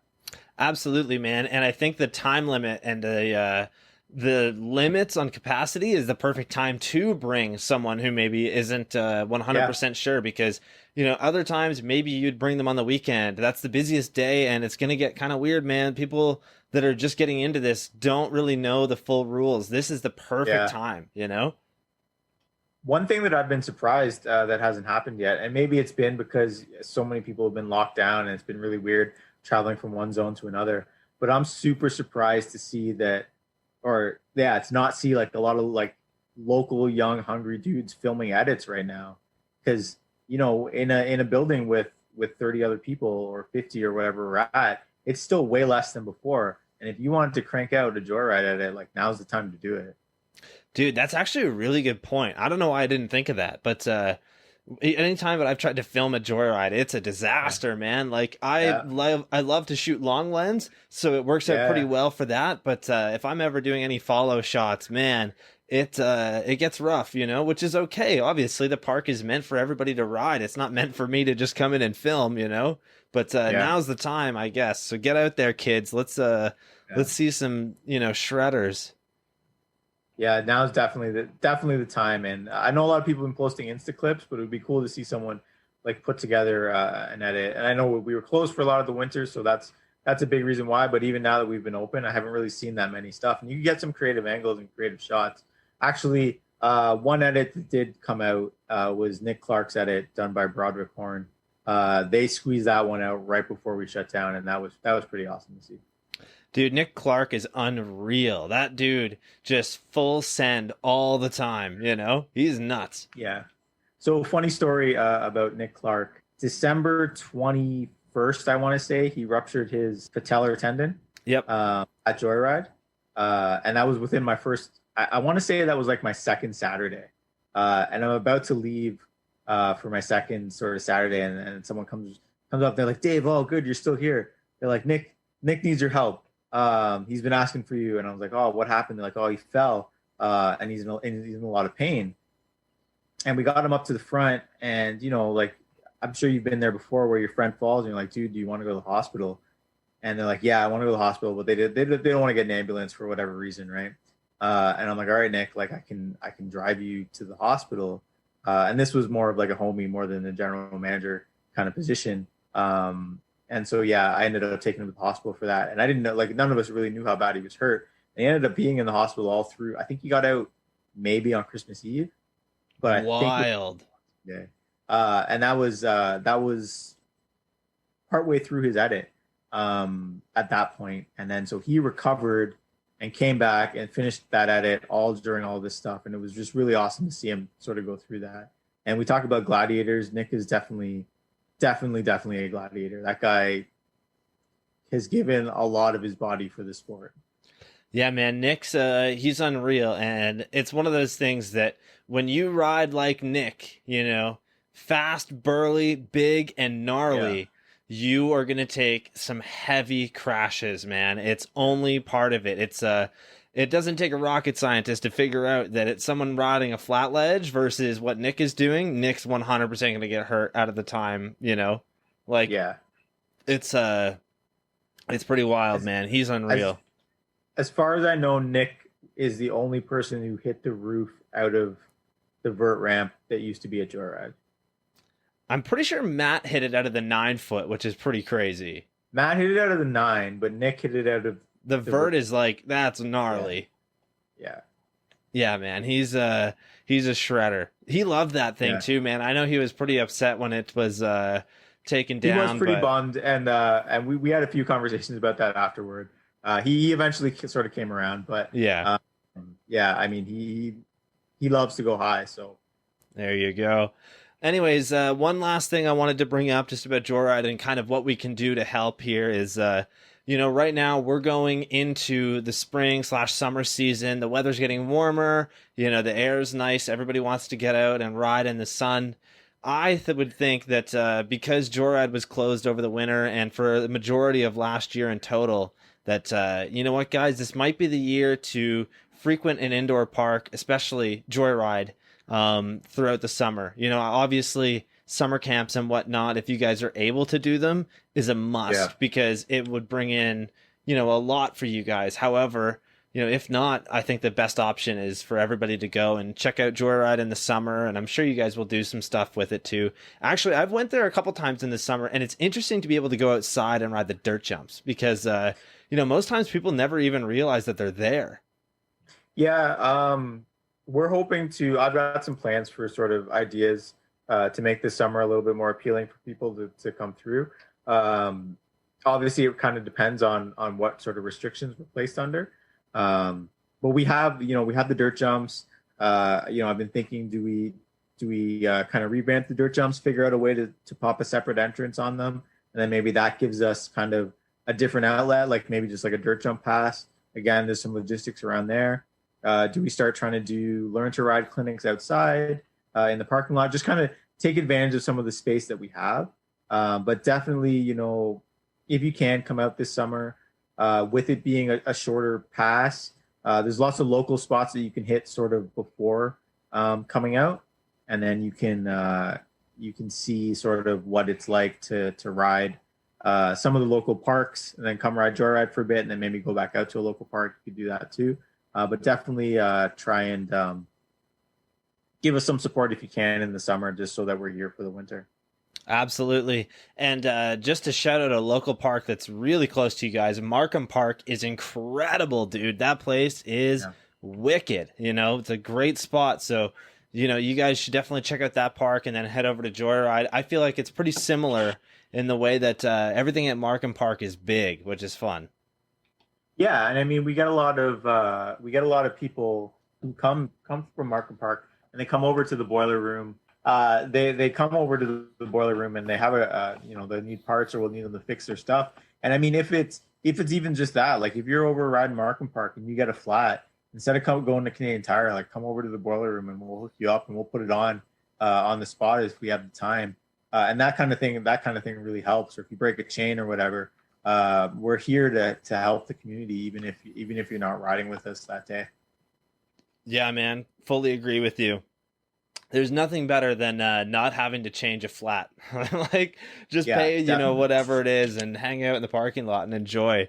And we've got the compressor, we've got the tire levers. We'll bang that out real fast. It'll be great. Yeah. Anyways, let's talk a little bit more about you, because there's some incredible stuff that we haven't really gotten around to. Dave, you're one of those people that is a jack of all trades in a sense. Obviously, you're riding BMX, you're a father, you work at Joyride, and not only are you an incredible, dude who's building this like amazing looking truck, but you're also really involved in the car scene, and the fact that, if I'm correct here, you actually made stanceseverything.com, correct? Yeah, so stanceseverything.com is my deal. I've always been into cars from a long time. And everybody thought that sort of once I got a car, because I was into it, even like model cars and remote control cars and stuff. They're like, once you get a car, you're not going to be into BMX anymore. And I was like, wrong. I'm going to be into both. And then so I got my first car, and one of my first purchases was a bike rack for it. And immediately that went on, and I did some modifications to it, and it was just like hand in hand, cars and bikes. And so stanceseverything.com was kind of my way to pay for a lot of the car stuff. So eventually, ads and whatnot, and then I got some freelance writing gigs and photography gigs through that, and it's been sort of made that kind of side of my life a closed loop. And I'm pretty happy to be able to say that like I got BMX as my main gig, and then cars as my side hustle, and then like just in a way living the dream. It's a lot of work, but just making it sort of all work out. And the car thing has been really really good. I got a really wild story actually. Do you know who Andrew Ferris is? Not off the top of my head. I've heard the name though. Okay, you know who Jason Enns is, right? Yeah, of course. Okay. So Jason Enns, obviously, street legend, Canadian street legend. And Andrew Ferris is a Canadian flatland legend. And Andrew Ferris actually builds hot rods now. And I went to a car show in Vegas. And, I'm scrolling through Instagram, and Jason Enns posts, he's like, oh, I'm here in Vegas with my friend Andrew Ferris. And I was like, what? Like, Jason Enns is out here? He's someone I really look up to. So I shot him a message, and I was like, hey, man, like, where at the show are you? And he was, 10 feet from where I was, and I walked over and I got to hang out with Jason Enns at this car show. And I swear he just manifested 2 tall cans of beer that he was drinking, and we were having a good time chatting about BMX at a car show. And then I got to talk to Andrew Ferris for a little bit, and there's actually a lot of connection between BMX and cars, and it's pretty awesome to see that the two things are so closely tied together. Yeah, absolutely, man. I'm myself not much of a car guy, but dude, a lot of the people that ride BMX are, and it's very clear that the two are very, very similar in a sense, right? The communities in general are both really into that kind of modification and whatnot, and I think it's no secret that most BMX guys love putting on a new part on their bike, maybe figuring out a new colorway or something. Even just this week, I built up a new frame, and I picked up the new Mike Escamilla frame in bright yellow. Yeah, I saw the caveman, right? Yeah, dude. And I was so excited just to put that thing together because I've never had a bright bike before. Yeah, so it's actually funny that you mentioned that. Old school BMX bikes are super popular among car guys because now a lot of car guys have the money to buy the old bikes that they wanted. So old school BMX bikes are super popular, and I know the Caveman's kind of a twist on that. But I know a lot of those dudes would be really stoked on that as well. And then some of the crazy thing too is like some BMX brands have like roots in racing. I mean, Profile Racing, they made race car parts before they made like bike parts, right? And Mongoose had a bit of ties to drag racing and stuff like that. So yeah, there's just a lot of sort of intertwined. But the car thing has always been a passion of mine, and I've been really fortunate to be able to sort of keep doing it. And a lot of times, like I'll go to a car event and my bike would be in the back, and people would look back there and they're like, where are you going? Where are you going after this? And I was like, oh, well, there's a cool skate park just down the road. So I'm going to go ride that after. Dude, that's awesome. And I don't know if you've seen this before, but this is like the perfect idea. And at least for me, I've always thought that it'd be cool if you have a truck to put like a bike rack in the back of the truck so that your bike stands in it, Yeah. And dude, there's nothing better than like a car and a bike that match like in colorway. I definitely think that looks pretty rad. I did want to at one point have a bike rack like you described. You actually need a bit bigger of a vehicle than I was able to afford at the time. Fair enough, yeah. Make that work. Like you need like a full size like SUV or something. I just had a Blazer at the time. It didn't quite work. It kind of worked. But yeah, I'm definitely with the truck that I'm building. I'm already like thinking a few steps ahead on how to put a bike rack on the back of it so I can drive myself and at least one other person around to different spots. Yeah, that would be cool, man. Yeah, what else was I going to mention here? Oh yeah, anyways, you also shoot some incredible photos. And dude, I am a big fan of, any kind of photography. Myself, I'm more of a video guy. However, I definitely started within photography. So how did you get into shooting, car photos? Obviously, the website probably had a big deal with that. And if you don't mind me asking, what kind of gear are you using nowadays? I have a 5D right now. So I shoot all Canon. My wife's actually a photographer. That's her main gig. So I buy all of her used stuff basically. When she upgrades, she's just kind of like, you're getting a new camera today. And I get a new camera. So I pay her some stuff and I get some of her old gear. So I'm a Canon shooter. She's a Canon shooter. I got into it just basically, you know, kind of like yourself, when you're doing something on your own, you kind of end up being like a one-man band. And you're recording, you're your own audio engineer, you're writing your own scripts. I didn't always have like someone who could shoot an event for me or shoot a car for me. So I'm like, let me figure out how to do this. And then, after a few years, you get a little bit better at it. You start to like it. You start to meet sort of more photographers, more opportunities come up. And then I'm fortunate enough to be able to shoot and write for about 3-4 publications right now. And that's just, you meet people through that. And then kind of like BMX, you kind of progress and meet new people and people push you along. And that's sort of how I ended up being a photographer. That's awesome, man. Yeah, it's pretty wild to think about, like just how far and how connected all of these things are together, right? And Yeah. I wasn't too sure, but do you shoot many BMX photos at all, or is that just not your thing?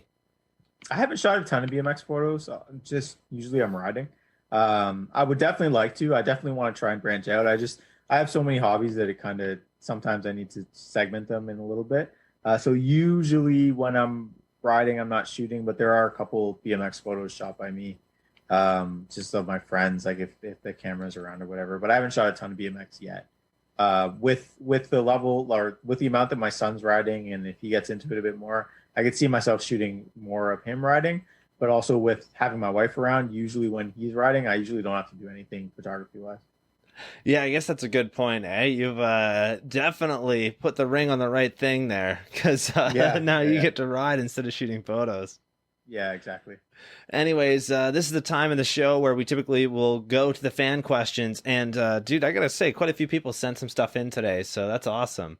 So the first one comes in from Cool. Josh from Cambridge, aka Zooming on Instagram. Okay. Craziest thing that you have seen go down at Joyride? That's a hard one. I've seen Drew do a lot of crazy stuff at Joyride, obviously. Some stuff for edits, some stuff not for edits. Um, a lot of the stuff that he does is sort of mind blowing. Outside of that, actually, one of the craziest things that I can think of recent memory, I might have to go back and look to make sure that I get the name right, but I think it was Mark Brunette at the last Street Jam when he did. It was like a pole bonk to 360 across the like in the street room. It was just one of the craziest things that I'd seen done on a ramp in the street room. Like just the way that he popped off of the pole, it just blew my mind. Actually, a lot of the stuff that I've seen done in that street room, I know we talked about it before. When I would judge those sort of street invitationals, was just mind blowing the way that people would use that ramp. One other thing that I know a lot of people are going to be like, oh, so and so pro doing something, but I really get stoked to see locals do crazy stuff. Like that's what gets me stoked. And one of the first times I judged that contest, Spencer Ryan, who's a shredder, but I had really kind of no idea who he was. And this was the first time I'd seen him. And everybody knows in the street room how we have that like up, flat, and down. And he just pedaled his face off and then did bar spin to ice pick down the rail, but like over, so he gapped onto it, so over the flat part. And he didn't, like, I think the bars hit his knees on his first attempt. But then he kind of like still hit the rail and somehow he walked out of it. And that was one of the gnarliest things I've ever seen. He got up and pulled it. But just the sheer shock of that, like if you're at a contest and say, we did that UCI event and they're like, oh, Daniel Dares is going to drop in. Like you kind of know what's going to happen. But when I see a local pull something that's just completely out of nowhere, that to me ends up being some of the more crazy memories. And I've got a bunch like that, like Ryan Guzman doing double flares, Brody Mills, we talked about before, the bri flip to tail whip, stuff like that really impacts me more than like seeing a pro contest go down. That kind of ends up a little bit blurry to me. But seeing locals do stuff for the first time, that's what gets me stoked. Dude, Goozy doesn't even count. That dude does flares, like double flares, all day. Yeah. That guy, I cannot believe it. And that's another dude that I was saying earlier, man. Joyride has provided that guy a place to be able to do that stuff. He is so unreal. And just to Yeah. see him drop in casually and just do double flips and double flares, It's like a Yeah, warm-up thing for him. I swear, he probably gets to Joyride and like starts his day with a double flare. which is crazy because the era that I'm from, like double flips were like almost sacred. Like when Jay Miron did one for the first time, it was like this like impossible thing. And then now, yeah, like you said, like a local guy's just rolling in and he's just ruling them. It's nuts. Anyways, jumping back into the fan questions here, we got Mike Poos, another Yeah. split Eddie, 40 or 40 for 40. Give us time. That's what he's saying. Yeah, so shout out to Mike. He's the guy obviously I did that split edit with. We've been riding together forever now. Another split edit, maybe we might have to get our friend Dave Bishop in on there to sort of back us up because we're all getting a little bit older now, and putting together a full part again might take a lot out of us. But I'm always down to film. There's a couple of things left that I got to do at Joyride, and I've learned some new tricks since our last edit. I can't say that I'll be doing as many front flips anymore, but who knows? Yeah, I was gonna ask, when was the last time you did a front flip? I feel like that trick is just so high risk, and dude, it's gotta only come out once in a while. Some of the kids that do it like every day, I don't know what their water is, I don't know what they're drinking, but jeez, man. The last one I tried was at a Halloween jam a few years ago, and I looped out a couple times. My brakes weren't really working that great that day. I haven't done one. It's a trick I do want to revisit because I don't like leaving stuff on a crash. I don't know if you know though, I got hurt at the last X Jam. I ruptured my Achilles, so that took me out for a year. So I haven't really gotten to a point where I felt comfortable enough to send them again. I feel like I'm getting close again. Like just I've been sort of I went through the rehab for that, and then my leg was fine, but then the rest of my body kind of fell apart from not riding. But I feel like I'm getting back to a point where I feel confident again. So I might have to send one just to make sure that I can do it and kind of put that one to bed. But it's been a few years for sure. Man, I'm excited to see you pull one. It'd be really rad. We just saw Tony Hawk do. I think he said it was going to be his last ever Ollie 540 on a vert ramp, and Yeah, and that's super exciting to me. And I think that BMX is in an interesting spot, or all these sports are in an interesting spot now, where these older guys are doing things and like being like, hey, we're still here. Like we know that the sun's kind of setting on our thing, but it's not out yet, and that's super cool. And seeing that video of Tony Hawk was really really motivating. definitely, man, that guy is just so inspirational all around. Yeah. Another one here from a listener. How's your truck doing, and what Instagram should people go and follow to watch the progress? The truck's going pretty well. I actually made some plans to have a buddy of mine who actually he also used to ride BMX, do some of the wiring of it for me. To follow that is Stances Everything Com on Instagram. There's also a hashtag SIEGMC. And I'm definitely, if anyone's been following that from the beginning, there's definitely a render of it that has two bikes in the back. And I definitely want to be able to sort of cruise around with my bike in the back of that and lay it out in front of Joyride. I'm really looking forward to getting that thing done. That'd be rad, man. It'd be sick to see that thing, laid out right in front of Joyride. I would imagine you're doing bags in it, so nice and slammed. Yeah. There you go. Yeah. Awesome. And next one here comes in from Mr. Stephen Moxley.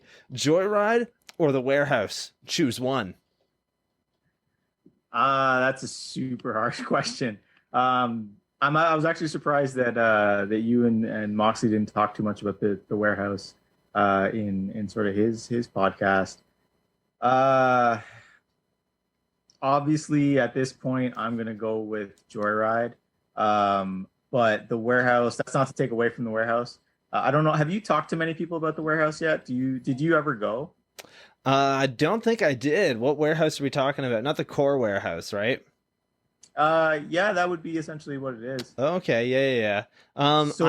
Sorry to interrupt. I've seen footage of it, and it looked incredible. Never got to go though. Yeah, so it was. I mean, the wall had Core all over it, but eventually it just became the warehouse because I think Core shut down, and then it was just like its own entity, and that place was almost like a being of its own. It had a personality. It had a super heavy crew of dudes that that really grew together and progressed. And it was unlike any sort of spot in Ontario, and there'll be no warehouse again. And I Chijo I met through there, Moxley I met through there, Mike Gray rode there, Matt Weatherall, so many people, so many good dudes, so many good memories, lots of jams, riding that place until 1, 2 o'clock in the morning. But it was just so different.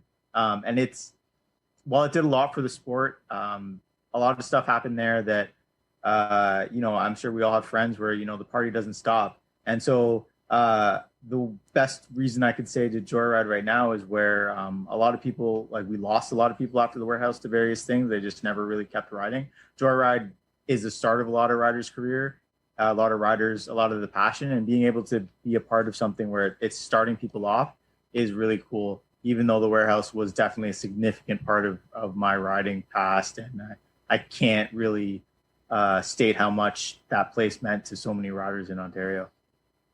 Yeah, definitely, man. There was some incredible footage to come out of that place, and the riders that would, frequent that place, you can almost like tell, just from, their style of riding and everything. It definitely played a very important role, even though I don't really know much about it. I do know that. Yeah, it was a great use of space, and I saw that, I think you had Corey from Repset on one of your episodes. I did. We rode there, like I rode there with Corey a bunch. Corey put out a few edits from there. Chijo obviously was a big dude. Matt, who I mentioned before, just a lot of guys that we rode there. I rode with a lot of guys from Milton, Dave Bishop, who I mentioned earlier, Cam, Mike Roy, like a bunch of people. We all just sort of met there and rode, and it was a great spot, but it was definitely really loose. So if you like to ride and party, that was definitely the spot to show up at. Yeah, nothing better, eh? Yeah. Anyways, this one comes in from Mr. Chris Dewar, Kitchener local. I love Chris, man. He's really rad. I never get to see him, but he is a really, really cool dude. Man, Chris and I have known each other honestly probably about 20 years now. I've worked for him building dirt jumps several times. Wild, dude. That's insane. Anyways, yeah. Mr. Dewar says, who are the top 3 Canadian riders of all time and why? David Visato, Jay Miron, and then it's kind of a tough one. I know a lot of people would say Paul Buchanan. I never really got to meet or see a lot of footage from him. I know it's kind of elusive, but he does definitely have some banger stuff. So who would I put in the third one? I'd probably put Drew in the third spot, actually. Even though he's like a completely different era, but Jay, double flip, 540 whips, vert dominance. Jay could destroy honestly anything. He did a lot of stuff for Metro Jam, Chase Magazine too. Yeah, I got to talk to Jay years and years ago when I was part of a group called the Action Sports Coalition about what the Olympics and BMX would look like. Like he was really far thinking with the sport, and he had a lot of cool ideas. I mean, pivotal posts and stuff like that, McNeil bikes. So Jay has to be up there. Dave Asato was just a beast. He was doing hop whips on 50-pound bikes like they were nothing. His tech abilities are pretty much unmatched. And the fact that, if you see any Dave Asato clips today, it's like the dude didn't stop riding. He can somehow do all the stuff that he used to do. That's a big one. Drew, I mean, everybody knows why Drew deserves to be up there. The stuff that he's done on a bike is definitely incredible. And he's another one. He can ride. Like a lot of people think that he's just a park rider, but Drew can ride anything. He's really good trails, street. He's a shredder. And I know that he's done a lot. And he's really he's been a big part of Joyride and really inspired a lot of kids. So he's got to be up there. Another mention, though, I would be kicking myself for not throwing out John Heaton either. He's probably the first pro that I rode with at a skate space contest years ago. And he's another guy where he won't touch a bike for a long time. And then he'll drop in and do a beautiful 3 invert over a table. And you're just like, well, that's a professional bike rider right there. And he will always be a professional bike rider. Dude, Heaton is unreal, and he's like just so good on a bike in the way that he is just like Osato, where he won't ride for an extended period of time and then just get on his bike and nothing's changed, you know? Yeah. Dude, I can't go like a month without riding because if I do, everything's thrown off. My whole session is ruined. I can't figure out what I'm doing, you know? Everything Yeah. just feels foreign, whereas like this dude is just another level. Yeah. And I mean, it was a couple years ago now. We were at Riverside Park in Cambridge, which is like where the dirt jumps and the thing is. And there was a jam there. And so it was me, my friend Dave, Dewar, a couple of people riding, and we had our kids. And then John showed up. I don't even think he had his bike, but at one point I was sitting on a park bench with John Heaton and my friend Dave, and our kids were playing. And I was like, man, if I could tell a teenage version of myself that one day you'd be sitting on a park bench beside John Heaton while your kids play in the park, like it would have seemed ridiculous. But he's just such a great dude, so he's got to be up there too. So I put him and Drew in sort of the third spot.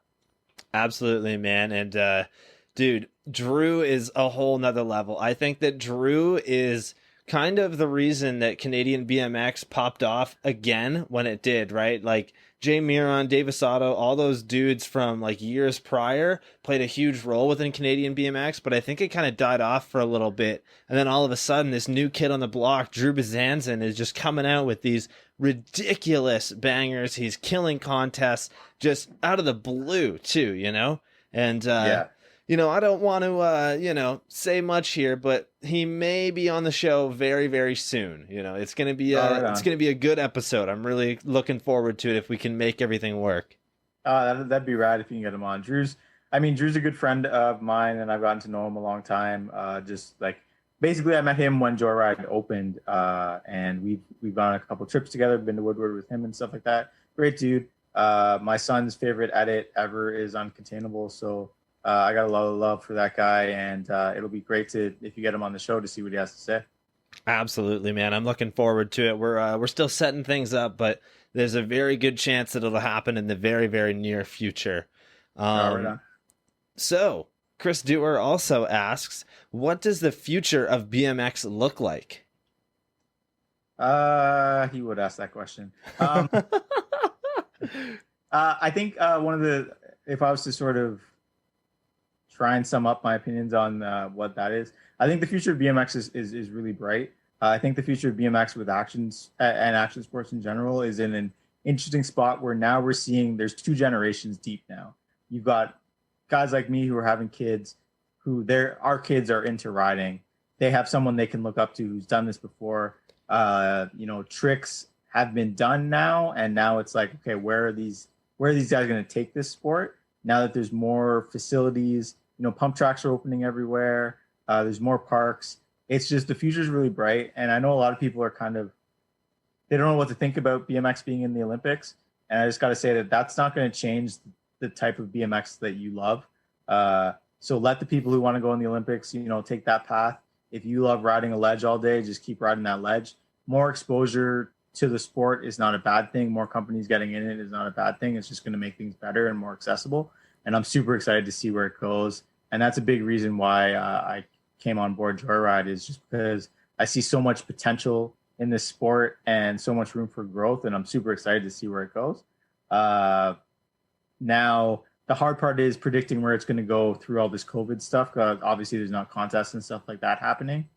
One of the big things that I do hope, though, with BMX is that we figure out a way to better protect our professionals in the sport, be it them actually making a good wage, sponsors being able to help them out with like health insurance and stuff like that. Because nothing sucks more than seeing someone who's a legend in your eyes get hurt, not have the support they need from the sport, and either end up jaded on the sport or just never come back and sort of fade away. Like that's not what you want your heroes to end up as. You want to see them have good long lives and careers, and I hope that we can get to a spot where the sport can sustain that. Absolutely, man. And I think a good example of that is everything that's going on with Scotty, only because I think that with Scotty's YouTube channel and his growth and whatnot, he has been able to kind of secure himself a spot. Whereas others may not be as fortunate, right? You don't have something Yeah. that can market as well as you're riding, what you aren't able to do anymore. And it's Yeah. no, it's no offense to Scotty or anything, but it's unfortunate, but he just can't ride like that anymore. And he knows that. But No, yeah. yeah. And I think that plays a big role in why he's still so popular within the scene. And dude, I'm saying this as someone who watches Scotty's videos every day. I love Scotty, man. Yeah. Honestly, it's my biggest dream to sit down with him and talk on this show. And I think that like it is just part of what happens. He's definitely dealt with it in a very, very good way. There's two ways he could have done Yeah. it. He could have just given up and moved on, and he kind of would have faded away, like you were saying, or he Yeah. does this instead and gives back to BMX in a different way. Yeah, and I mean, he's still super respected in the community, and everybody's sort of pulling for him, right? And trying to make sure that he gets the support that he needs. But it's like you said, it's not consistent among everybody.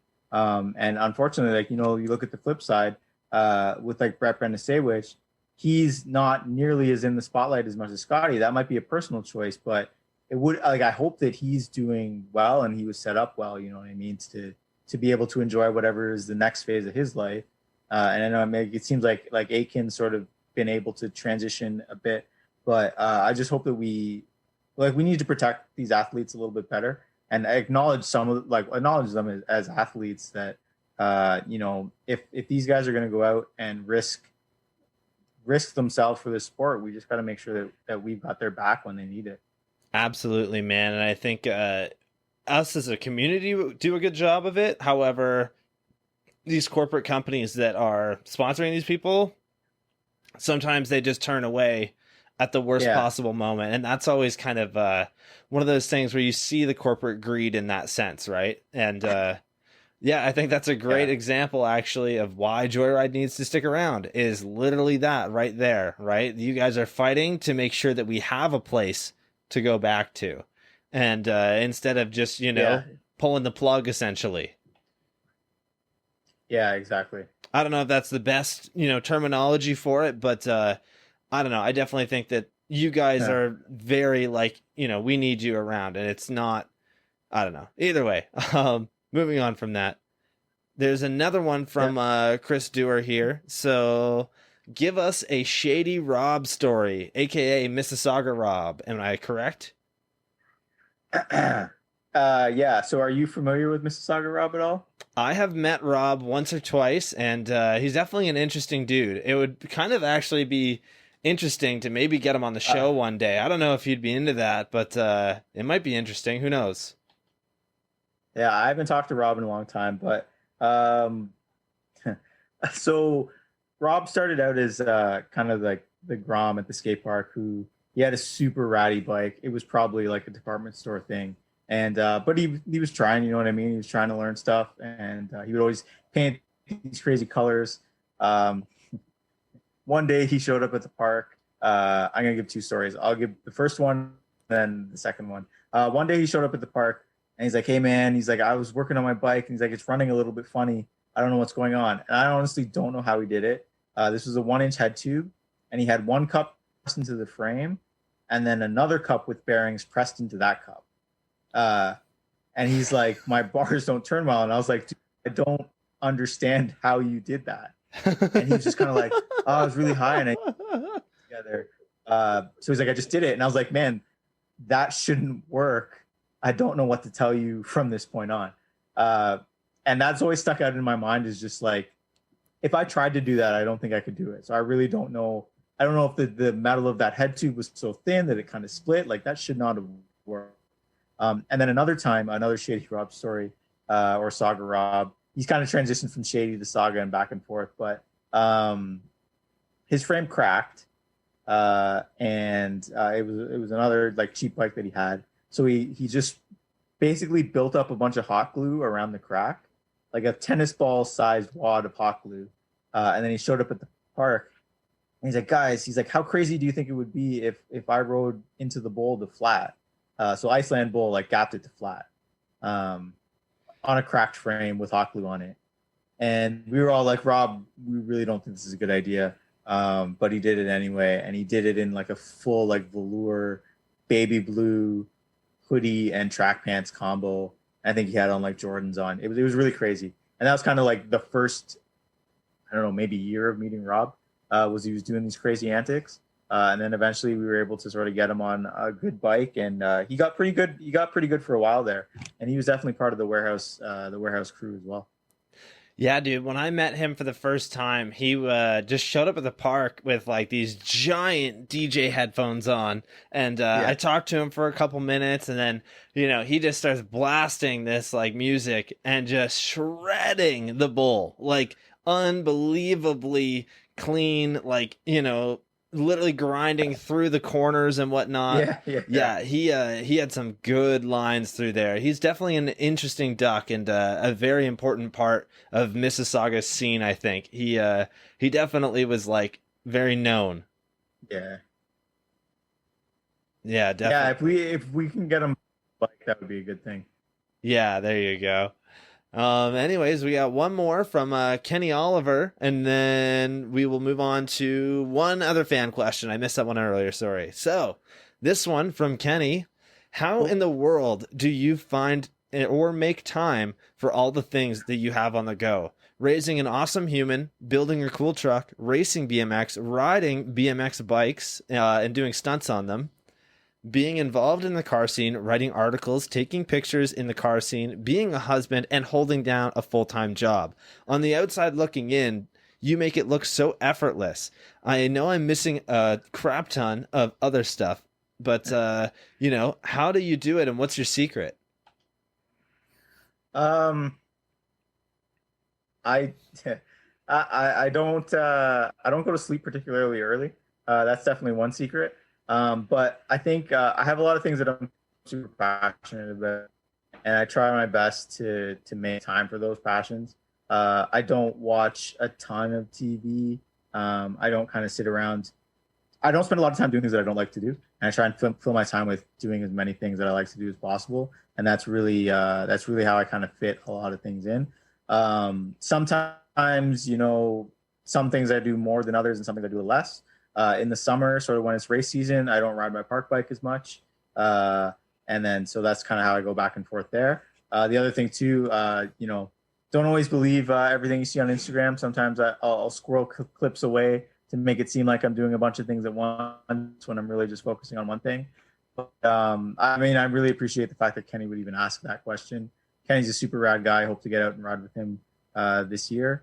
Some more because we weren't able to last year, but basically, yeah, I just I dedicate as much time as I can to my passions, and then try and push other things to the side.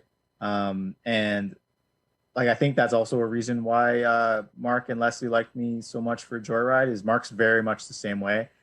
He doesn't stop, and he's got a lot of different passions. He recently started making syrup, so we're kind of the same in that sense. So I just keep pushing forward for the things that I like to do. And hope that I can squeeze in enough sleep to get them all done. That's wild, man. Yeah, it's one of those things that I think very few will understand, but when you have so many different passions and so much that you want to do, you've constantly got something on the go. And it's one of those things that, like, even just doing this podcast and riding BMX gets challenging, because most of the time I'm just sitting here talking about BMX, or I'm researching BMX, or I'm editing, this podcast that's about BMX. And I've really noticed that in the last few years, my riding time has dropped a lot, but it is, a good trade-off. I really enjoy doing this, and it's my way of giving back, essentially. Do you find when your riding time becomes less that you appreciate riding more? I think so. I would definitely agree. I've definitely had my fair share of sessions where you just go out to the park and just kind of hang out, and it is one thing that, like, I definitely don't like when I finally get out to ride and the weather is just kind of crappy, super windy or whatnot. But yeah, I definitely, most times when I go out, I try and get in some of the stuff that I really want to do, or, even just sticking to my like normal lines and just getting that like feeling is really important to me. Yeah, for sure. I find when I get out to ride now, it's like, all right, cool. Like, I made the time or everything lined up to ride, especially when I get to ride with my friends. And it's like, all right, we're going to have a good session regardless, because we're just all here on our bikes. Yeah, absolutely, man. That's a really good point. And then the last one here comes in from Broderick Horn. I believe I pronounced that right. I hope so. Yeah. And yeah, he wants to know, and this is basically just reiterating what we talked about before, but what are some of the best ways for people to give back to Joyride to ensure its survival? Yeah. So, like I said earlier, some of the best ways is just if you can come out for a session, support us, get your ride on, have fun there. If on your way in or on your way out, you want to buy some concession stuff, some merchandise, that would obviously be awesome. But if you can't come out to the park, likes and support as far as us lobbying against the government is a huge, huge help right now. And shoptheboilerroom.com for bike parts. That really, really helps us out right now with people just buying the parts that they need to keep riding. And as we mentioned before, like if you're a local and you're riding, if you're riding Markham Park and you get a flat or something like that, you need a part, come over to the boiler room and we'll help you out.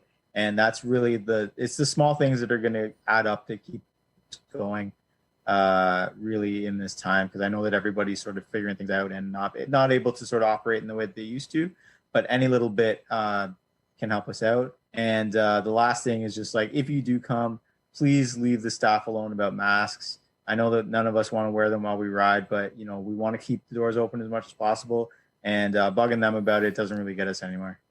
Absolutely, man. And honestly, those are all really, really important things that you're mentioning there, especially the last one.